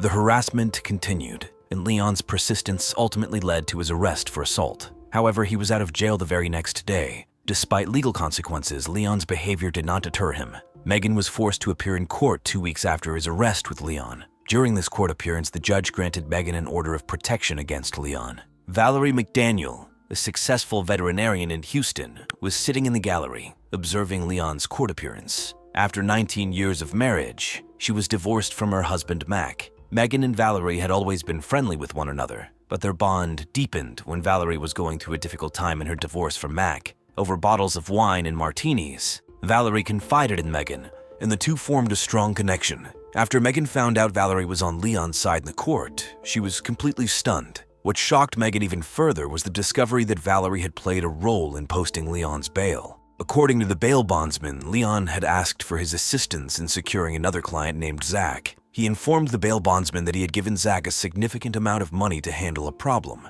Leon's exact words were, "She's got to be out of the picture. I can't have her come to court and testify against me." The bail bondsman found Leon's words to be scary, as they raised suspicions about the possibility of Leon hiring someone named Zach to murder a witness in a case against Leon. Given his close friendship with the local city council person and the Houston police chief, he decided to reach out to them and share his concerns. By the end of February 2017, Megan finally felt a sense of safety, having left Leon behind and obtained a protective order. However, this sense of security was short-lived, as she was contacted by a detective who informed her about a credible threat to her life. Unsure of what to make of this information, Megan met with the detectives the following day, wearing a wig, hat, and sunglasses as a precaution. The detectives informed her about the tip they had received, informing her that they needed to surround her with police until the threat against her was taken care of. They advised her to go to Pittsburgh for safety. Megan packed a bag and left Texas right away. The detectives with the Harris County District Attorney's Special Crimes Bureau were tasked with the investigation of Leon Jacob,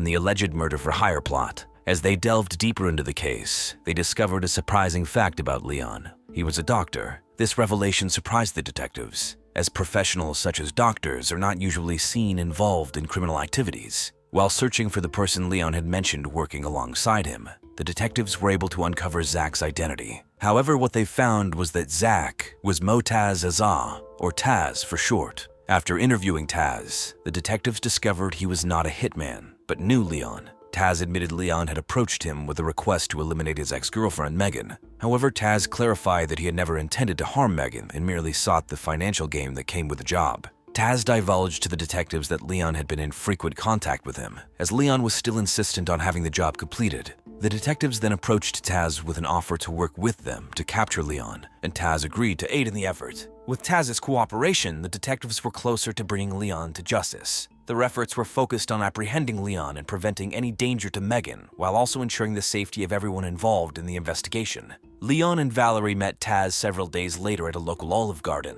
They were accompanied by a man named Adam, who was introduced to them as a potential hitman. Little did Leon and Valerie know that Adam was actually an undercover police officer. During their conversation, Leon mentioned some ideas about how to take out his ex-girlfriend Megan. One of his suggestions was to have the hitman give her a lethal injection of potassium chloride, which would stop her heart. Leon believed this method would be untraceable, making it less likely that the police would suspect foul play. Leon also divulged that Valerie, a veterinarian, had access to this drug through her clinic and suggested that Valerie could provide it to the hitman, making it easier for him to carry out his plan. Leon made it clear that Megan was not the only person he wanted out of the picture. He had additional targets in mind and seemed eager to involve Taz and Adam in his schemes. According to Leon, Valerie's ex-husband Mac was the worst person he had ever met. Leon expressed his desire to eliminate Mac as well. Valerie approached Adam, the undercover officer, and confided in him about her situation. She told him Mac was planning to take her daughter away. Detectives working on the case approached Megan and Mac and asked them to participate in a fake abduction and murder. Their objective was to create a staged crime scene and take photos so the undercover officer could show Leon and Valerie. Reluctantly, Megan and Mac agreed to cooperate. In order to make Mac appear as though he had been executed inside his car, the detectives covered him in pig's blood. Recognizing Leon's profession as a doctor, the detectives took extra measure to ensure Mac's appearance was as convincing as possible. They carefully staged his scenario to make it appear as if he had suffered a fatal gunshot wound to the head. Meanwhile, the detectives opted for a kidnapping scenario for Megan's situation. They zip-tied her hands and feet, securing her tightly, and covered her mouth with duct tape. Throughout this process, Megan became increasingly panicked and cried, realizing the man she intended to spend her life with had paid someone to murder her. This staged situation became all too real for her, as she realized she was now a pawn in the detectives' plan to catch Leon and get him arrested. After the staged photos, Adam, the undercover officer, texted and called Leon to inform him that he had taken care of Mac. He then proceeded to show Leon the images he had captured. The undercover officer then revealed that Megan had been kidnapped, but unfortunately, there was no reason with her. Further, the undercover officer expressed that Megan was unwilling to leave the state and stop pursuing charges against Leon. As a result, the undercover officer concluded that he would have to kill her in order to resolve the situation. Several hours later, the police arrived at Valerie's apartment with their body cam footage rolling. The officers informed Valerie, who was there with Leon, that they were there to tell her that her ex-husband Mac had been killed. However, the officers knew it was all part of a ruse and Mac was safe. After the officers told Valerie and Leon the news, they tried to feign surprise. Without prompting, Leon said he and Valerie had been home with Valerie's daughter all day, providing an alibi even though no one questioned him. Leon's statement seemed rehearsed and suspicious. Leon and Valerie were arrested for solicitation to commit capital murder. The officers who arrested the couple revealed that Mac and Megan had not been killed and were both alive and well. Leon pleaded not guilty. 3 days after Valerie was arrested, she was released on a $50,000 bond. Many of Valerie's friends believed that she would never have ordered a hit on her ex-husband if Leon Jacob had not influenced her. According to her friends, she wanted love and attention, and Leon used his predatory ways to brainwash her. Valerie's friends believed Leon manipulated and used her for his own gain. They thought Leon's power and control over Valerie led her to commit the crime she was arrested for. Valerie's friends described her as a loving and caring person who was always willing to help others. Her loved ones expressed shock at the idea that she would do anything to harm her ex-husband or his loved ones. They said that Valerie's desire for love and attention blinded her to the consequences of her actions. According to Valerie's friends, Leon was a controlling and manipulative individual. Valerie's friends said he often used his charm and charisma to get what he wanted, including manipulating those around him. They believed that Leon was controlling Valerie's emotions and actions to ensure he got what he wanted. 2 weeks after Valerie's release on bail, she took her life by jumping off the balcony of her 7th-floor apartment. She was due to appear in court the following day. Before Valerie took her life, she recorded a video on her iPad, telling her side of the story regarding the murder-for-hire plot that led to her arrest. In the recordings, Valerie asserted that the police entrapped her and that she had never intended to harm Mac, her ex-boyfriend, and the father of her daughter. As the news of Valerie's death spread, her loved ones were shocked. When Leon, her incarcerated lover, learned about her death, his attorneys stated that he was devastated. Leon viewed Valerie as a wife and had asked the judge to allow him to attend her funeral. However, his request was denied. In 2018, Leon Jacob went on trial for solicitation to commit capital murder. The defense argued that Leon did not mean to hire a hitman to murder Megan, but rather hired a private investigator to help the couple reunite. They claimed that Leon was not attempting to harm her. However, the prosecution refuted Leon's claims and presented recordings to the jury where he suggested killing Megan with an injection of potassium chloride. Additionally, graphic staged crime scene photos depicting Megan and Mac as would-be victims were shown in court. Ultimately, Leon was found guilty of 2 counts of solicitation to commit capital murder. He was sentenced to life in prison in order to pay a fine of $10,000.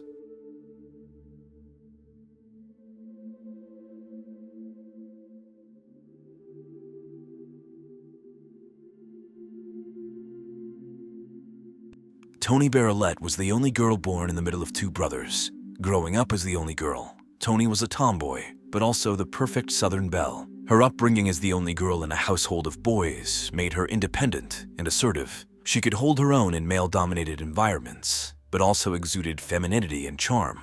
After graduating high school, Toni pursued higher education, enrolling in college and medical school. She was a dedicated student who excelled in her studies. Toni's hard work paid off as she graduated top of her class. Throughout her life, Toni focused on her career goals as an ophthalmologist. She became a successful and respected field doctor known for her expertise and compassion. Despite her professional achievements, Toni still yearned for love and companionship. Toni married at a young age, but found that their relationship lacked chemistry and compatibility. The divorce was a difficult adjustment for Toni, as she struggled with disappointment and loneliness, using it as a distraction from the pain she felt. Over time, Toni realized it was time to give love another chance. At 30, she decided to dip her toes back into the dating pool. However, her previous experience had left her guarded and cautious. Despite her initial resistance, Toni eventually found herself opening up to the possibility of love. She allowed herself to meet new people and explore potential relationships. However, it was still not easy for her to let go of the past and embrace the idea of finding true love.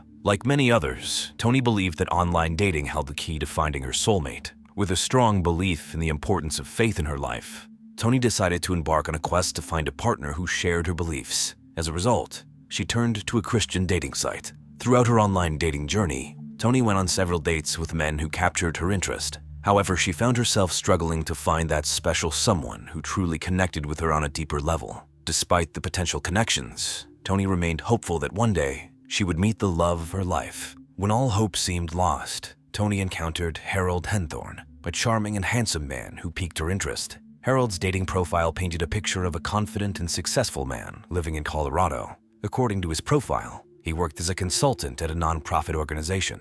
What attracted Toni to Harold the most was his genuine and heartfelt desire to find a second chance at love. He disclosed to Toni that he was a widower, having lost his first wife, Lynn, in a car accident. Harold shared with Toni that he had waited for a significant amount of time to find his happily ever after. As their online conversations continued, Harold decided to travel to Jackson, Mississippi to meet Toni in person. Upon being introduced to Toni's friends, Harold effortlessly won them over with his charismatic personality and genuine warmth. Toni's loved ones quickly realized Harold was the perfect match for their beloved friend. They noticed his outgoing nature and energy complemented Toni's reserved and quiet demeanor. From the moment she met Harold, she knew she had found her soulmate. Their relationship moved quickly, and by Valentine's Day 2000, Harold proposed to Toni with a stunning ring. Of course, Toni said yes, thrilled to have the opportunity to embark on the next chapter of her life with her Prince Charming. Less than a year after they first met, on September 30th, 2000, Tony and Harold exchanged vows in a grand church wedding in Jackson, Mississippi. Following the wedding, Tony and Harold relocated to Colorado, where Harold lived. Tony quickly established herself as an esteemed ophthalmologist, treating her patients like family. She had remarkable bedside manner, ensuring every patient felt heard, understood, and cared for. Her compassion and dedication to her craft made her an exceptional doctor. Tony's life revolved around her career as a doctor and her relationship with Harold. Together, they built a beautiful home and supported each other. As time passed, Tony and Harold had a daughter, Haley, who was the light of their lives. Years passed, and Tony Henthorne and her husband Harold built a beautiful life together. Just 2 weeks before Tony and Harold's anniversary, Harold reached out to the office manager at her ophthalmology practice. The manager was eager to help. Harold requested that the office manager prepare a surprise for his wife, saying he wanted to take her to the Rocky Mountain National Park. Harold planned to take Tony away for the weekend and celebrate their 12th wedding anniversary. Knowing how much Tony loved their job and patience, the office manager kept Tony's schedule clear. On September 28, 2012, Harold arrived at Tony's office. The manager brought Tony into an exam room, thinking she would treat a regular patient. However, when Tony stepped inside, she was shocked to see her husband Harold waiting for her. Harold told Tony that he had a surprise for her. They were going away for the weekend. He assured Tony that he had already made arrangements to have a babysitter for their young daughter Haley and packed her bag. Tony, always trusting and unsuspecting, happily agreed to the unexpected trip. As the couple embarked on their journey, Harold informed Tony that they would spend the first night at the Stanley Hotel in Estes Park, Colorado, the inspiration for Stephen King's novel The Shining. Upon arrival at the Stanley, Harold and Tony had an early dinner and retired to their room. Harold had meticulously mapped out trails in the park for them to explore the following day. On September 29, 2012, the couple decided to embark on a trek through the picturesque Rocky Mountain National Park. The day started peacefully as Tony and Harold set out on their hike. They were excited about the breathtaking views and the prospect of a beautiful day in nature. America's national parks are known for their breathtaking landscapes and awe-inspiring beauty. However, as beautiful as these parks may be, they also hold a hidden danger. According to a study conducted by Backpacker magazine, a staggering 243 people die in national parks each year. This statistic highlights the inherent risks that come with exploring the wilderness. In Rocky Mountains National Park, where the Henthornes were planning their hike, the leading cause of death was falling. As the hours passed, the couple ventured deep into the rocky terrain.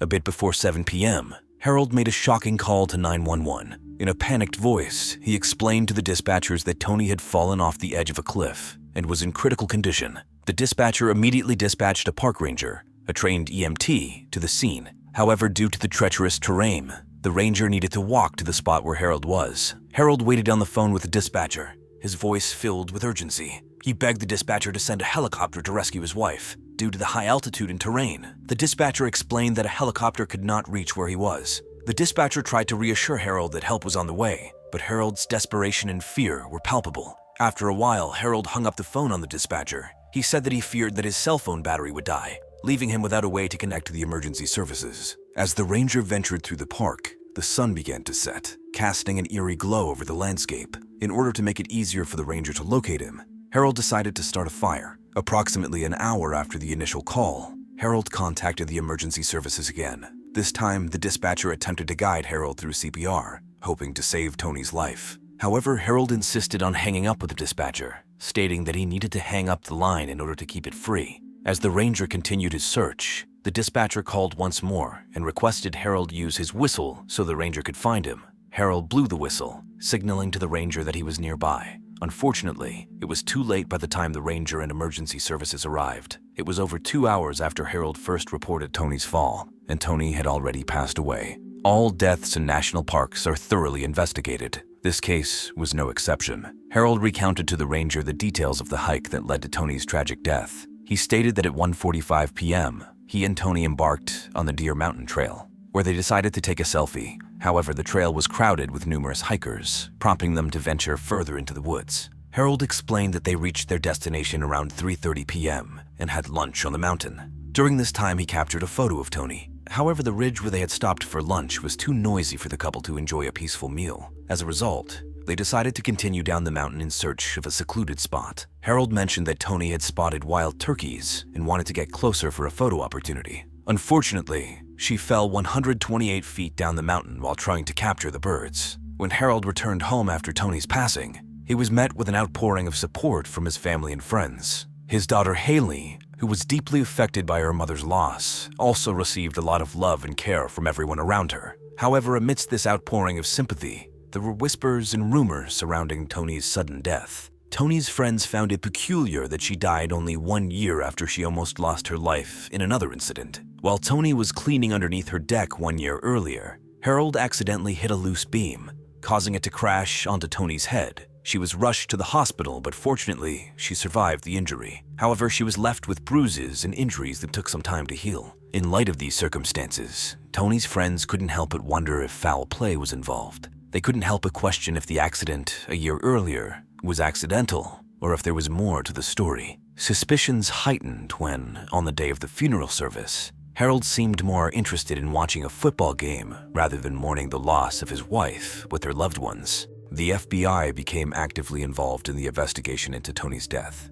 Agents with the FBI conducted interviews with the ranger who first arrived at the scene on the day Tony died. According to the ranger, there was no indication that Harold had attempted to perform CPR on his dying wife. Further investigation by the FBI uncovered additional evidence suggesting that Harold may have been involved in Tony's death. The investigators discovered that before Tony died, Harold's cell phone pinged in the area where she fell 9 times. These pings raised suspicion that the phone calls may have been part of a scouting mission to locate the ideal location to kill his wife. It wasn't long before the FBI received a call informing them that Tony was not Harold's first wife to die. This information raised suspicions about Harold's involvement in the death of his previous wife and Tony. Lynn and Harold were married in September 1982 and lived in Colorado. On May 6, 1995, a little after 9 p.m., in the countryside of Colorado, a woman and her family were driving on Highway 67 when they saw a man in the street flagging down cars for help. It was Harold Henthorne. Harold seemed panicky and quickly approached the woman's vehicle and told them he needed their assistance. He explained that his wife, Lynn, was stuck underneath their car and was in need of help. Harold claimed that while he and his wife were fixing a flat tire, a jack gave way, trapping Lynn beneath the car. The woman and her family sprang into action, working together to lift the car off Lynn. As they did so, they noticed that her lips were blue and she was not breathing. It was a chilling sight made worse by the chilly weather. Lynn, who was only wearing a tank top and jeans, was exposed to the elements and in desperate need of warmth. Recognizing the gravity of the situation, the woman and her family took an immediate action. They began piling their coats on Lynn, hoping to keep her body temperature elevated and comfort her. Since it was the mid-1990s, there would have been no cell phones on the scene. After driving 2 miles, the woman who stopped to help Harold managed to find a house with a phone. She hurriedly made a call, alerting emergency services to the dire situation. The dispatcher assured her that help was on the way, but time was of the essence. When the police officers and paramedics arrived at the scene, they administered a shot of epinephrine in an attempt to restart Lynn's heart. Fortunately, their efforts were successful, and Lynn's heart began to beat once again.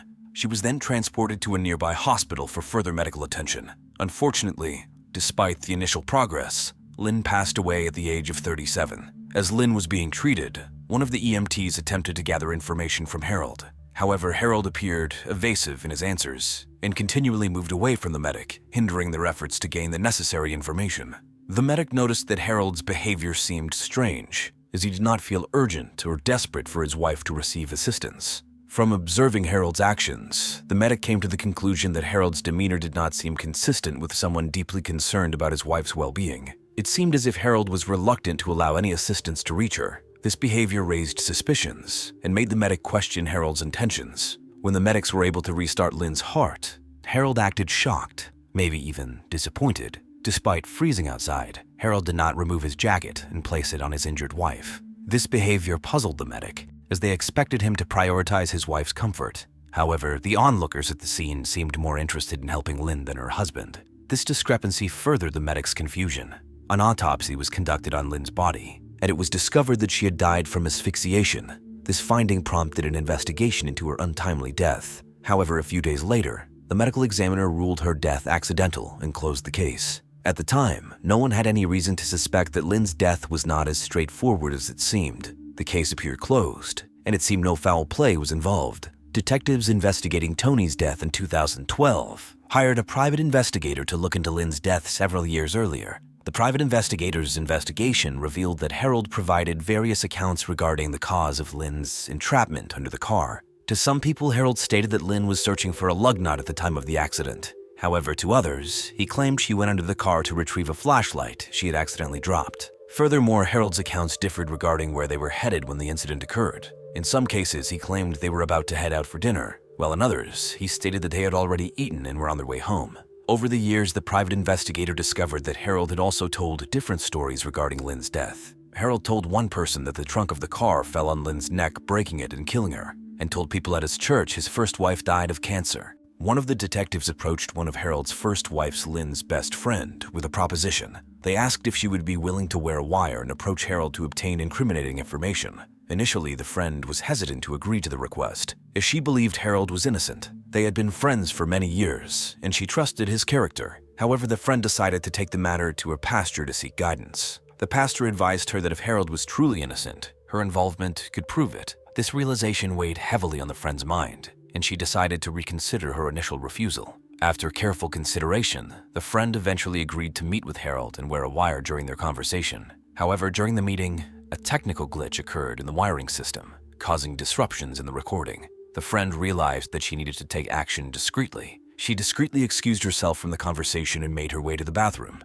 where an officer was waiting to assist her. The friend observed that Harold never explicitly denied killing his first wife, Lynn, or his second wife, Tony. However, Harold never admitted to the killings either. Despite the lack of a confession, the friend did not believe that Harold was capable of murder. Over time, however, the friend's perspective began to change. She began to suspect that neither of Harold's wives had died accidentally. As the investigation into Tony's death progressed, the FBI learned that Harold had presented himself as a fundraiser for nonprofit organizations. He had claimed that he regularly went on business trips, insisting that these trips were integral to his work. However, upon closer inspection, the agents discovered none of these claims were true. They were unable to locate any tax returns, pay stubs, or any other evidence that Harold had a job since 1995. Further investigation revealed that Harold's weekly business trips were spent at a local Panera Bread outlet. The agents discovered his location through surveillance footage, which showed him surfing the internet during his supposed work trips. This revelation cast doubt on Harold's credibility and raised suspicion about his activities. On November 6, 2014, 2 years after the death of Tony in Rocky Mountain National Park, Harold was arrested and charged with Tony's murder. Harold pleaded not guilty to the charges against him. Tony's family sought custody of Haley, Tony's daughter, but Harold, who was in jail at the time, refused to allow it. As a result, Haley was placed in the care of her godparents in Colorado for the time being. 10 months after Harold was arrested, he went on trial in 2015 for the murder of his second wife, Tony. Despite the absence of forensic evidence linking him to her death, the prosecution presented various pieces of evidence to strengthen their case. Firstly, the prosecution presented evidence that Harold had taken out several life insurance policies on Tony. This, they argued, suggested premeditation on his part, as he had planned to kill his wife and profit from her death. Furthermore, the prosecution presented evidence of pings in the area several weeks prior to Tony's death. These pings suggested that Harold was actively seeking a location where he could carry out his sinister plan without attracting attention. Additionally, the prosecution presented a map found in Harold's car, marked with a giant X on the spot where Tony fell from the cliff. This, they claimed, further solidified their theory that Harold had selected this location in order to carry out his nefarious plan. However, the most compelling evidence presented by the prosecution was the death of Harold's first wife, Lynn, and the suspicions surrounding it. The similarities between Lynn's death and Tony's, according to prosecution, were striking. The jury believed that Harold exhibited a pattern of behavior that led them to convict him. After a 10-day trial, the jury retired for deliberation. The jury ultimately returned with a guilty verdict, finding Harold guilty of murdering his second wife, Tony. They found that there was a pattern of similarities between the deaths of Lynn and Tony, which led them to believe that Harold was responsible. As a result, Harold was sentenced to life in prison, where he will reside for the rest of his natural life. Although Harold was never formally charged with the murder of his first wife, Lynn, it is widely accepted that he is also responsible for her death. In December 2015, Tony's oldest brother was granted custody of her and Harold's daughter, Haley. In 2023, Harold Henthorne appealed his conviction, but it was ultimately dismissed. Additionally, he filed a motion for post-conviction relief, alleging ineffective assistance by his defense attorney. Harold contended that his attorney's performance during the trial failed to meet constitutional standards. He argued that his defense attorney did not prepare an adequate defense for him. However, Harold's request for relief was also denied. Despite his claim of inadequate representation, the court determined that his defense attorney had provided an adequate defense, meeting the constitutional standards required for a fair trial. Harold's story is a stark reminder of the dangers posed by people whom society label as charming or grooming. His ability to charm and deceive those around him highlights the importance of being vigilant and suspicious when dating or entering into a relationship with someone. This case serves as a cautionary tale for individuals who find themselves in similar situations. It encourages them to exercise caution and seek support from trusted individuals. Harold Henthorne's chilling story reminds us of the consequences of falling victim to manipulation and the destructive power of greed.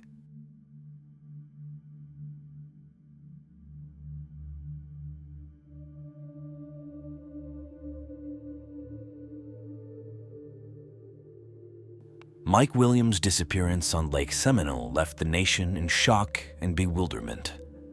The mysterious circumstances surrounding his disappearance had remained unsolved for years, leaving no clues or leads as to what had happened. With no leads or clues, the case seemed destined to remain unsolved indefinitely. However, the truth was finally revealed in a shocking turn of events, leaving everyone in disbelief. Mike Williams was a man who was full of life and destined for great things. Born Jerry Michael Williams, but known as Michael or Mike, he grew up north of Tallahassee, Florida. His parents sacrificed a great deal to ensure that he and his brother had the opportunity to attend North Florida Christian High School, an elite private school. While in high school, Mike flourished. He was actively involved in the student council and played football.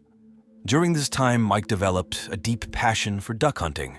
Through this interest, he met his lifelong best friend, Brian Winchester. Another person who entered Mike's life in high school was Denise Relle. Denise would tell people she knew she wanted to marry him from the moment they met. Their relationship blossomed, and they became inseparable. After graduating high school, Mike continued his education at Florida State University, where he majored in political science and urban planning. Despite his academic pursuits, Mike always made time for Denise. Their love for each other only grew stronger with each passing day. Mike embarked on a successful professional journey. An appraisal group hired him as a property appraiser. The company's owners praised Mike for his hard work and dedication, stating he was the hardest working man they had ever met. On December 17, 1994, Mike married his high school sweetheart, Denise Relle, in a beautiful wedding ceremony. 4 years later, Mike and Denise welcomed their daughter into the world. Mike was an incredibly devoted father obsessed with his baby girl. As the years passed, Mike began looking forward to the future. He told his mother and brother that he and Denise wanted to expand their family. Mike and Denise had big plans to vacation in Hawaii, travel to Jamaica for work, and build a strong foundation for their growing family. But on December 16, 2000, everything changed. Mike went duck hunting on Lake Seminole and never returned home. On December 16, 2000, 31-year-old Mike Williams left his home around 3 a.m. to embark on a routine duck hunting expedition. Lake Seminole, located in northwest Tallahassee, Florida, is a vast reservoir formed by the Apalachicola River. The reservoir serves as a popular spot for hunters. Mike's wife Denise anxiously awaited his return, as the couple planned to celebrate their anniversary in Apalachicola that night. When Mike still hadn't returned by noon that day, Denise reached out to their friends and family members to see if they had any information regarding his whereabouts. One of Mike's closest friends, Brian Winchester, along with Brian's father, decided to visit the area where Mike was known to go duck hunting. Together they located Mike's Ford Bronco near a remote boat launch on Lake Seminole, but there was no sign of Mike. Alarmed by the lack of any clues or signs, Mike's loved ones contacted the Florida Fish and Wildlife Conservation Commission, the WFC. WFC officers sprang into action, deploying a helicopter to circle the 30,000-acre lake in search of Mike or his boat. Unfortunately, there was no sign of him anywhere. As time passed, speculation grew among Mike's loved ones. They wondered if he had somehow fallen out of his boat, if it had hit one of the tree stumps in the lake and trapped him beneath the vegetation in the water. This scenario seemed plausible, as the water in Lake Seminole is shallow and dotted with numerous tree stumps, making it a potential hazard for boaters. One day after Mike's disappearance, on December 17th, his best friend Brian made a shocking discovery. Brian stumbled upon Mike's boat, located not far from the landing where Mike's car was parked. Inside the boat was Mike's shotgun for hunting, still in the case, his decoys and life jackets. This discovery raised even more questions about Mike's disappearance. The officers examining the scene noted that Mike had not even started hunting ducks before he vanished. The mysterious disappearance of Mike Williams on Lake Seminole left the community of Tallahassee shocked and worried. Denise, Mike's wife, struggled to cope with the emotional toll of his disappearance. She was consumed by grief and often dissolved into tears when friends came to visit. With each passing day, the hope for Mike's safe return grew dimmer. The holidays approached, and on Christmas Eve, Mike's mother paid a visit to the lake. A flicker of hope ignited as she stood at the boat launch where Brian had found Mike's car. She felt Mike was not lost in the lake, but perhaps still alive. However, FWC officers remained steadfast in their belief that Mike had drowned. They explained that his body would eventually surface, yet it never appeared. 10 days into the search for Mike Williams, a camo-patterned hunting cap was found floating in Lake Seminole.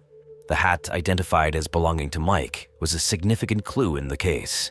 Mike's best friend Brian verified that the hat was indeed his and provided corroborating evidence in the form of a picture showing Mike wearing the hat.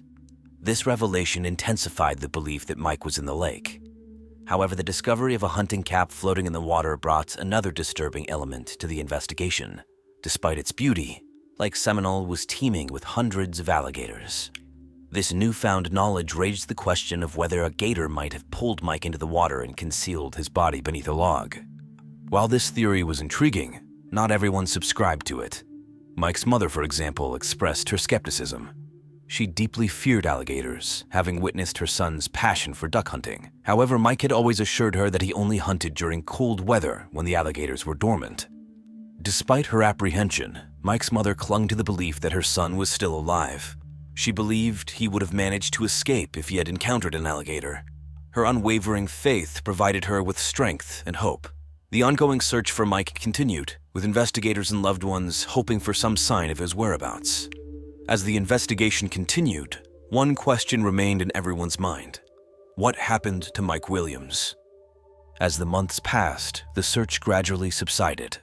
But in June 2001, an angler stumbled upon a pair of waders floating in the lake.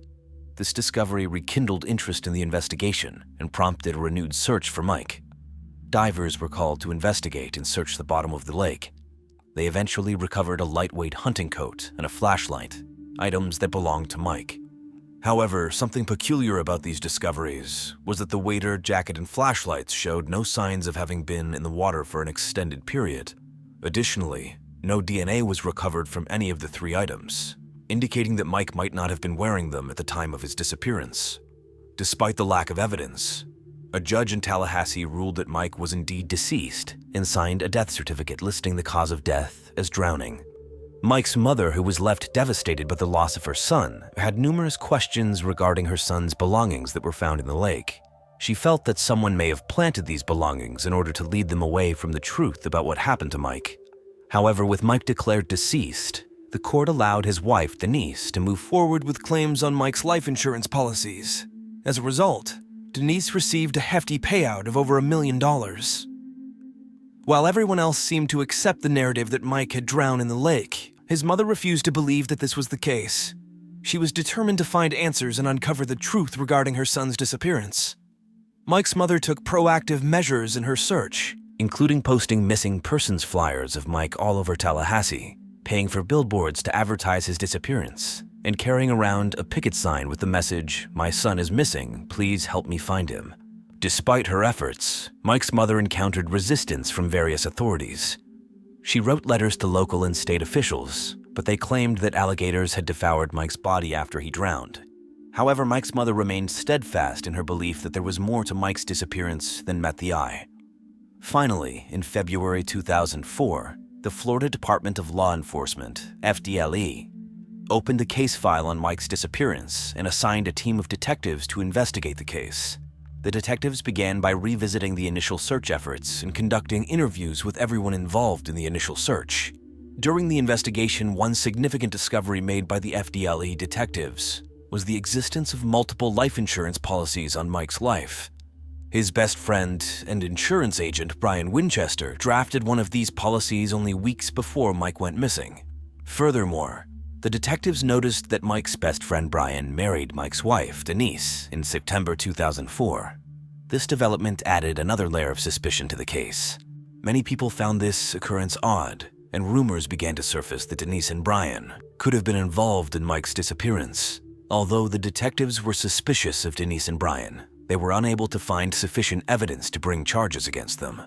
Despite the lack of viable leads generated by the Florida Department of Law Enforcement, his mother remained steadfast in her advocacy for her son. Her tireless efforts ultimately led to the popular true crime television series Disappeared, dedicating a segment to Mike's case in late 2011.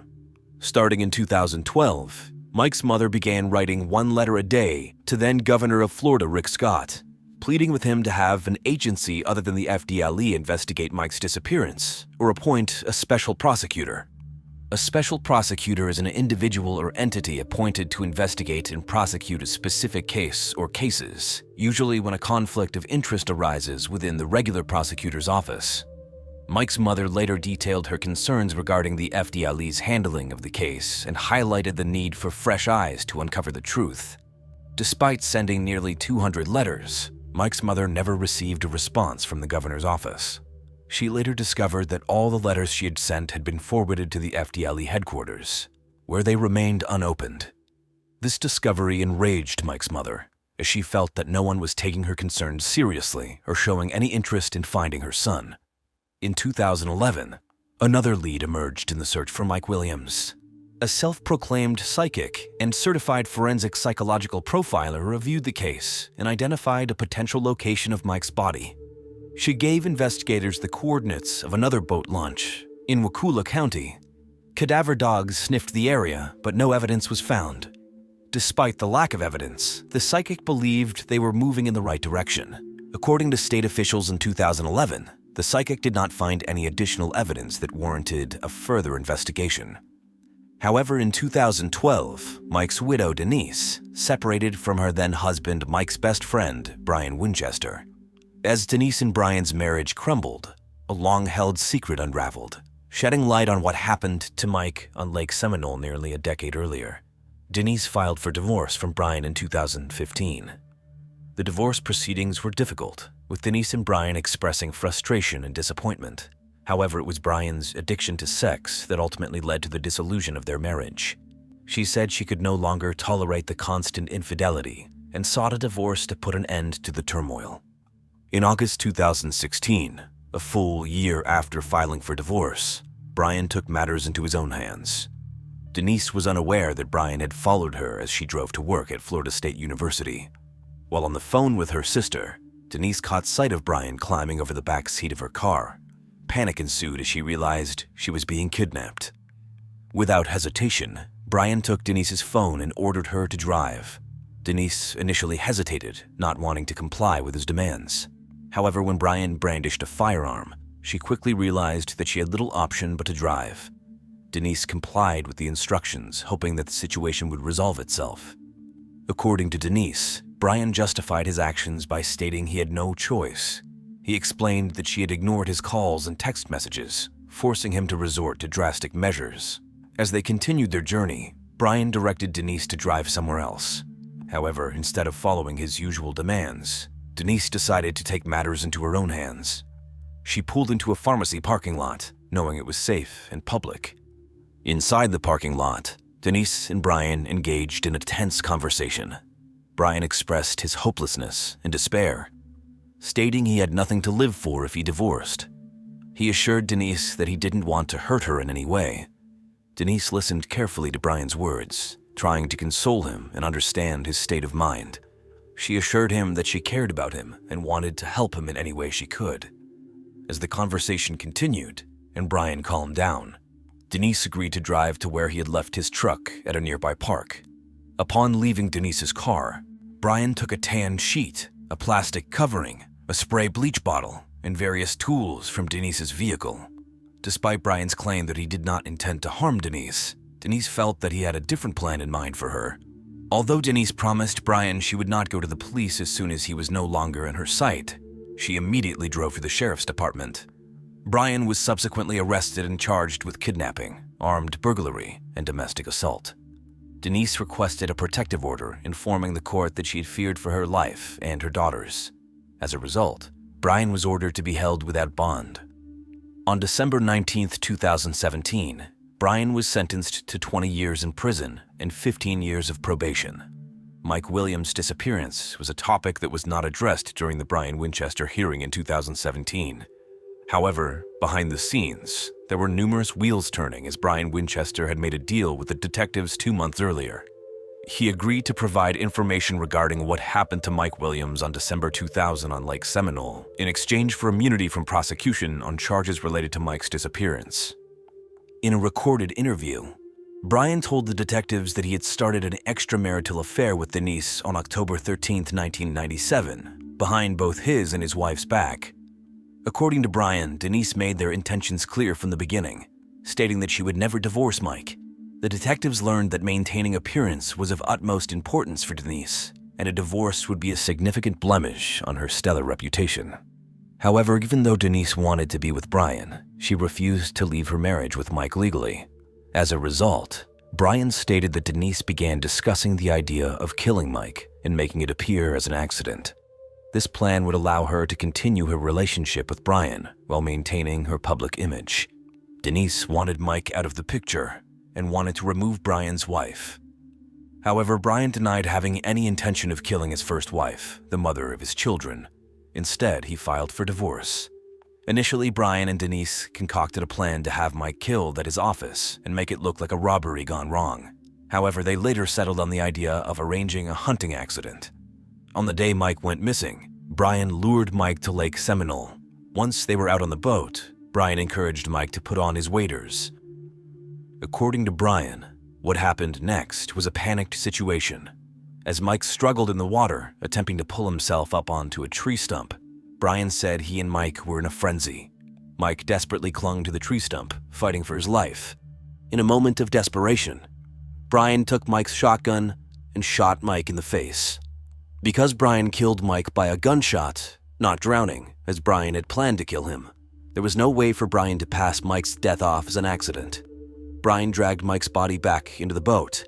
He then loaded Mike's body into his truck and drove to a remote location near a rural lake in Leon County and buried him there. Brian claimed that they had slowed down their affair to avoid raising suspicion.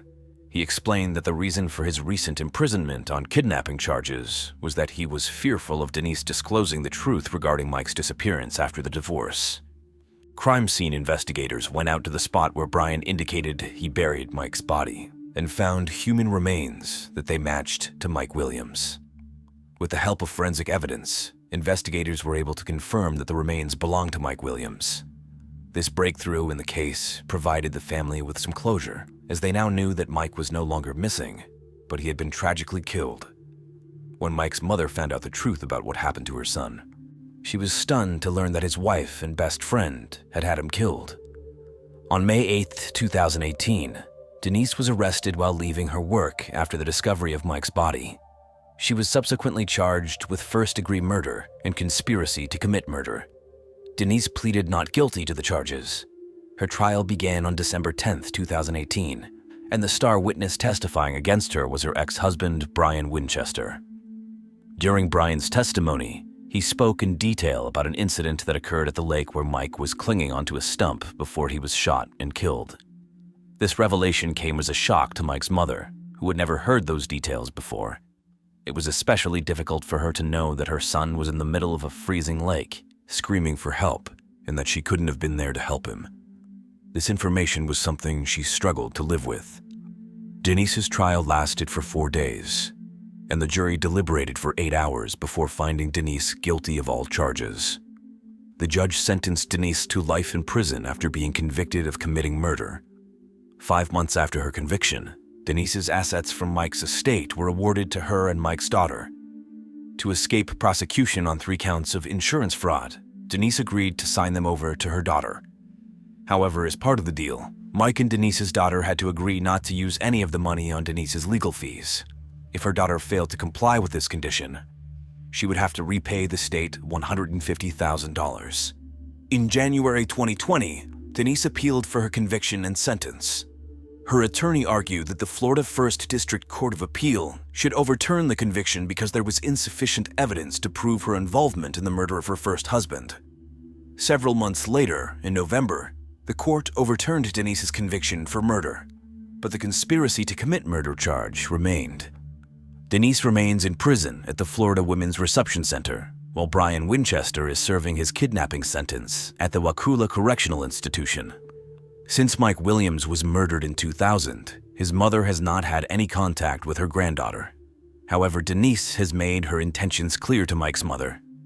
She has told her that if she tried to reopen a criminal investigation into Mike's disappearance, she would never see her granddaughter again. In an episode of Cold Case Files in 2023, Mike's mother expressed her desire to see her granddaughter and tell her how amazing her son was and how much he loved her. However, according to sources, the two are still estranged. The reasons behind this estrangement remain unclear, but it is unfortunate that they have been unable to reconcile. The disappearance of Mike Williams on Lake Seminole was a tragic story of love and betrayal, but also a testament to the unwavering faith of his mother. Despite years of searching and countless setbacks, she never gave up hope that her son was still alive. Her determination and steadfast faith serve as a powerful reminder of the enduring bond between a mother and her child.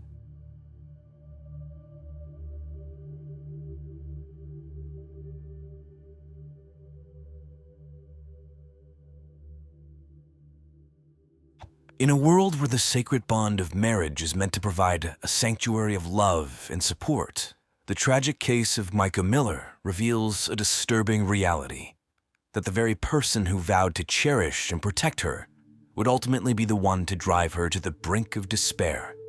Micah's story is a chilling reminder that even in the most seemingly idyllic relationships, the darkest secrets can lurk beneath the surface, waiting to be uncovered. From harrowing details of long-term abuse to the heart-wrenching moments leading up to her untimely death, every aspect of this case exposes a profound betrayal that would shake the community to its core. On April 27, 2024, the quiet community of Myrtle Beach, South Carolina was shaken to its core by the devastating death of 30-year-old Micah Miller, a vibrant and ambitious woman who had been married to a local pastor, John Paul J.P. Miller, for nearly 7 years. However, the picture-perfect facade of their relationship hid a much darker truth. As the investigation into Micah's death unfolded, a complex and heartbreaking tale would emerge, one that would challenge the community's faith and test the limits of the justice system. What dark secrets lay hidden within Micah and JP's marriage, and how could a man of God allegedly commit such a profound betrayal of trust? The search for answers in Micah's case has become a rallying cry, as her family and supporters demand accountability and a reckoning for the systematic failures that may have contributed to her untimely demise. Micah and JP first crossed paths when she was just 14 or 15 years old, when she and her family began attending the Solid Rock Church in Myrtle Beach, South Carolina. At that time, JP was serving as the leader of the youth group in the same church. Despite the significant age gap, JP was 28 years old when he first met Micah. The two developed a friendship. When Micah was 18, it was JP who officiated her marriage to one of his friends, Jeremy Days. Both Micah and Jeremy were involved in the church. Micah had several responsibilities at the church, including working with the media team, while Jeremy was in charge of the sports ministry. After some time, Micah would go on to become John Paul's secretary and babysitter for his growing family. Mind you, JP had already been married to Allison and was the father of 5 children. One of these days, when Micah was babysitting for JP's kids, Allison found her husband and the babysitter in a compromising position. The two had clearly developed feelings for each other. The fallout from this revelation was swift. Both Micah and JP's marriages ended in divorce in 2016, as their extramarital affair was exposed to the public. Just a year later, the 23-year-old Micah would find herself thrust into a new role, that of stepmother to JP's 5 children, as the two wed and Micah became the pastor's wife. In her position, Micah took on even greater responsibilities within the church, leading worship, overseeing the women's and youth ministries, and even traveling abroad on mission trips to Kenya. Her dedication to her faith in the congregation was evident, but the true nature of her relationship with JP remained shrouded in darkness. As Micah's role within the Solid Rock Church grew, so did the allegations of abuse and manipulation that she endured at the hands of her husband, JP.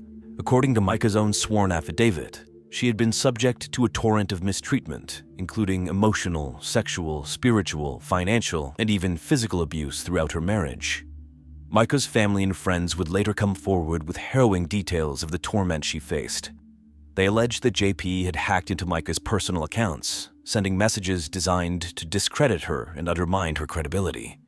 Even more disturbingly were the claims that JP had installed multiple tracking devices on Micah's vehicle, an apparent effort to maintain an iron grip on her movements and activities. Despite the overwhelming control JP exerted over Micah, she refused to be cowed. In January 2023, Micah made the courageous decision to separate from her husband, taking the first steps towards reclaiming her freedom. This decision, however, was not an easy one, as Micah knew all too well the risks she faced in defying JP's will. Just months later, in October of last year, Micah filed for divorce, determined to break free from the shackles of her abusive marriage. This bold move was undoubtedly a testament to Micah's strength and resilience as she faced the daunting prospect of rebuilding her life in the wake of the trauma she had endured. Micah's decision to leave JP did not come without a price. A couple of times she contacted the police after sensing that someone was tailing and stalking her, which made her apprehensive as she made an effort to detach herself from the bond of marriage. Micah reported that her tires had been slashed and a tracking device had been found on her car, further fueling her concerns about JP's obsessive need to maintain control over her. These incidents only served to heighten Micah's sense of vulnerability as she navigated the treacherous waters of a divorce while constantly looking over her shoulder, fearing the repercussions of her actions. The months leading up to Micah's tragic death were marked by a series of disturbing incidents that only served to heighten the sense of unease and suspicion surrounding her relationship with JP. As Micah fought to extricate herself from the marriage and assert her independence, JP responded with a series of increasingly desperate and sinister tactics designed to maintain his control over her. In February 2024, Micah's fragile sense of freedom was shattered when JP orchestrated her involuntary hospitalization. Under the guise of concern for her well-being, JP claimed that Micah was not properly taking her medication, a pretext that allowed him to have her forcibly admitted to a psychiatric facility. However, Micah's family and friends saw through this ruse, firmly believing that JP had exaggerated her mental health issues as a means of further undermining her and solidifying his control over the situation. The implications of this incident were chilling. JP took Micah to a psychiatric hospital against her wish, which showed his readiness to exploit the system meant for safeguarding susceptible individuals. He had weaponized Micah's mental health struggles, twisting them to suit his own nefarious ends and leaving her feeling trapped and powerless in the face of his schemes. The following month, in March 2024, Micah's sense of security was shattered once again when she reported to the police that her tires had been slashed. This, however, marked just one of the instances in a sequence of events that comprised destruction, since it was later established that there was a tracker on Micah's car. Such findings escalated Micah's fear and suspicion as she was separating and heading toward divorce. The fact that the tracking device had been used was chilling, showing how JP could go to all lengths in order to control and keep tabs on every move Micah made, even as she tried to escape his grip. The knowledge that she was being watched, that her every step was being tracked, must have been a constant source of anxiety and dread for Micah, a reminder of the power that JP still held over her. As the divorce proceedings continued, Micah filed for spousal support, with a hearing scheduled for June 5th. This was a defiant gesture and a clear message that she would not be intimidated by JP's efforts to hold on to her money forever. However, the tensions between the couple were further exacerbated in mid-March when Micah requested JP $2,000 for a trip. JP did not provide Micah with the money she requested. His refusal was rooted in his suspicion that the money would not be used for the purpose she claimed, which further highlights the control he had over their finances and decision-making. Around the same time as this financial conflict, JP had Micah hospitalized using his power of attorney over her care. While Micah was hospitalized, JP took her purse and car keys and retrieved her car from a parking lot. JP claimed that he did this because he was worried about what Micah might do when she was released from the hospital. However, it was JP who threatened Micah's family, stating that he would prevent them from seeing her in the hospital if they did not cooperate with him. Micah's father, Michael, requested to see the papers that gave JP power of attorney over Micah's care. Upon inspection, Michael noticed that the documents were neither signed nor notarized, suggesting they were not official. The stage was set for a tragic and heart-wrenching conclusion to Micah's story, as the noose of JP's control tightened around her neck. The tragic events that unfolded on April 27, 2024, would become the focal point of the investigation into Micah's untimely demise. The details that emerged in the aftermath painted a complex and disturbing picture, one that would only deepen the sense of mystery and suspicion surrounding her death. On the morning of April 27th, surveillance footage captured Micah leaving her apartment in Myrtle Beach at 11:38 a.m. She then drove to Dick's pawn shop, where security cameras recorded her entering the store at 12:12 p.m. and independently purchasing a Sig Sauer handgun.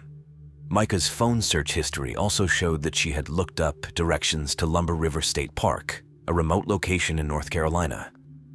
Just before 3 p.m. the same day, Micah placed a desperate call to 911. During the call, she asked the dispatcher to trace the location of her phone, indicating that she was in a national park and feared for her life.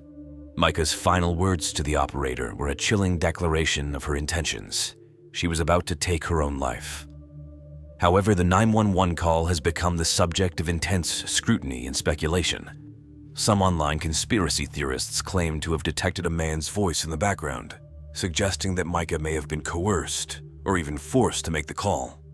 Others have gone as far as to suggest that the 911 call was entirely fabricated, perhaps generated using AI technology as part of an elaborate scheme orchestrated by JP. Just over an hour and a half after Micah's 911 call, a kayaker reported a woman's body in the waters of the Lumber River. It was Micah, having died from a single gunshot wound to the head. Her black Honda Accord was found in the park's parking lot, containing a Sig Sauer gun case, a box of ammunition, and a receipt for the firearm she had purchased earlier that day. The official cause of death, as determined by the North Carolina medical examiner, was a suicide by gunshot. However, Micah's family vehemently dispute this conclusion, citing the numerous bruises, scratches, and defensive wounds found on the body. They believe that Micah may have been forced or coerced into taking her own life, rather than making the decision willingly. JP maintains he had no involvement in Micah's death, asserting that he was not present when she passed away. His alibi is based on his whereabouts at a sporting event in Charleston, South Carolina, approximately 3 hours away from where Micah's body was found. Multiple eyewitnesses have corroborated his presence at the event, and license plate readers tracked his vehicle en route to and from Charleston, further supporting his claim. The investigation into Micah's death was further complicated by a number of inconsistencies and unanswered questions. The presence of multiple shell casings at the scene, for instance, raised concerns that Micah may have been the victim of foul play rather than a self-inflicted gunshot wound. Moreover, Micah's family and friends were adamant that her actions and behavior in the days leading up to her death were not consistent with someone planning to take their own life. She had a hair appointment scheduled for the following week and had made plans to attend church with her loved ones on the Sunday after her passing. As the investigation into Micah's death continued, the Robeson County Sheriff's Office and the FBI worked together to gather more evidence and piece together the events of that fateful day. However, the public outcry for justice and accountability only grew louder, with Micah's family and supporters refusing to accept the official narrative of suicide. The suspicions surrounding JP's potential involvement in Micah's death remained in the central focus of the investigation. The allegations of abuse, manipulation, and financial impropriety that had plagued their marriage only added to the sense that there was more to the story than met the eye. Ultimately, the investigation into Micah's death would become a complex and multifaceted endeavor, one that would test the limits of the authorities' abilities to uncover the truth and provide the answers that Micah's family and the broader community so desperately sought. As the investigation into Micah's death continued, JP's behavior and statements only added to the sense of unease and suspicion surrounding his involvement in the tragedy. The details that emerged painted a picture of a man who was increasingly erratic and unpredictable, his actions and words seemingly designed to confuse and manipulate those around him. Just a day after Micah's body was discovered in the Lumber River, JP made a startling announcement to the congregation of the Solid Rock Church.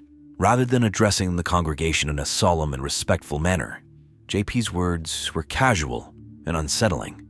He began by telling the congregation that there would be no altar call that day. Instead, he asked them to stand up as he made an announcement. JP then instructed the congregation to leave the church quietly and not discuss the announcement within the building.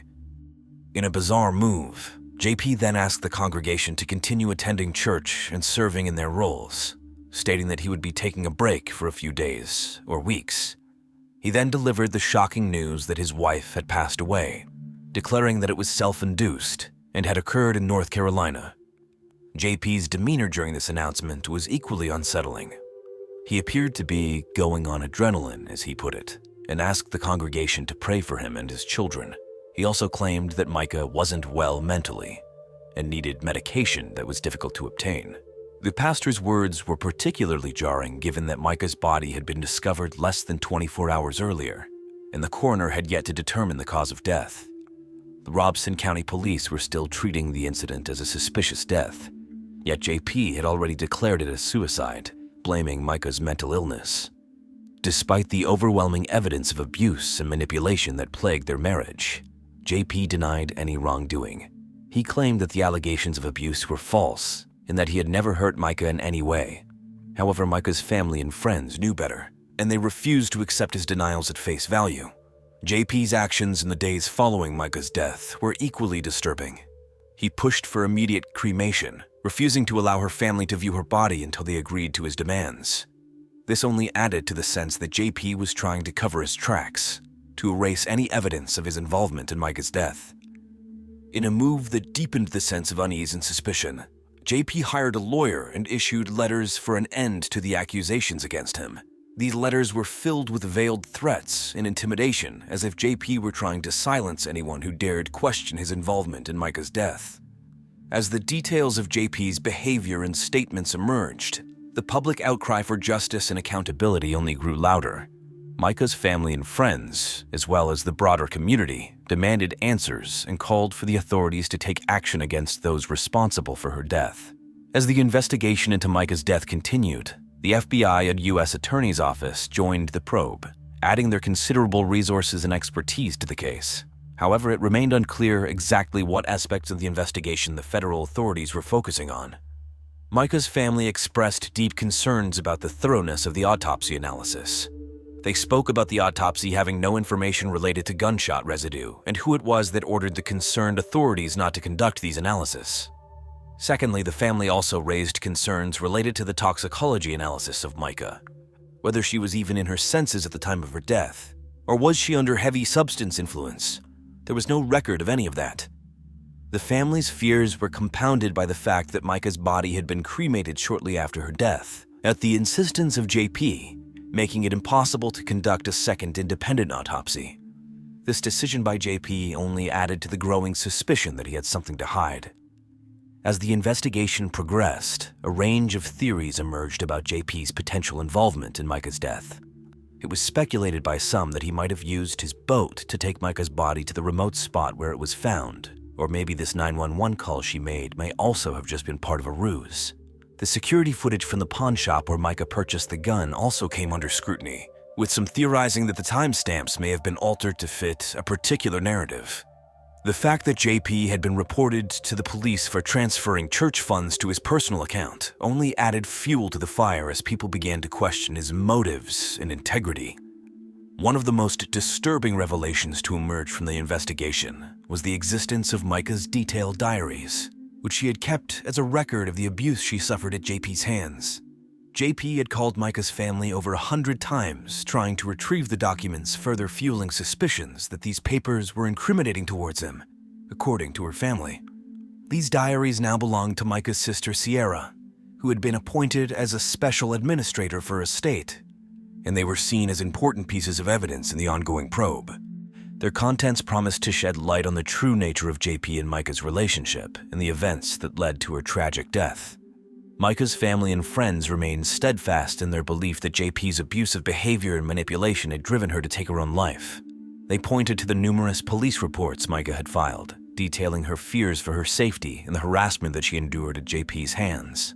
The allegations of multiple affairs and financial impropriety only added to the sense that JP was a man consumed by his own desires and willing to stop at nothing to maintain control over those around him.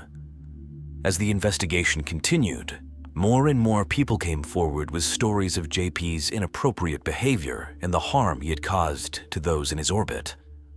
The tragic death of Micah Miller sent shockwaves through the community, sparking a range of reactions and consequences in the aftermath.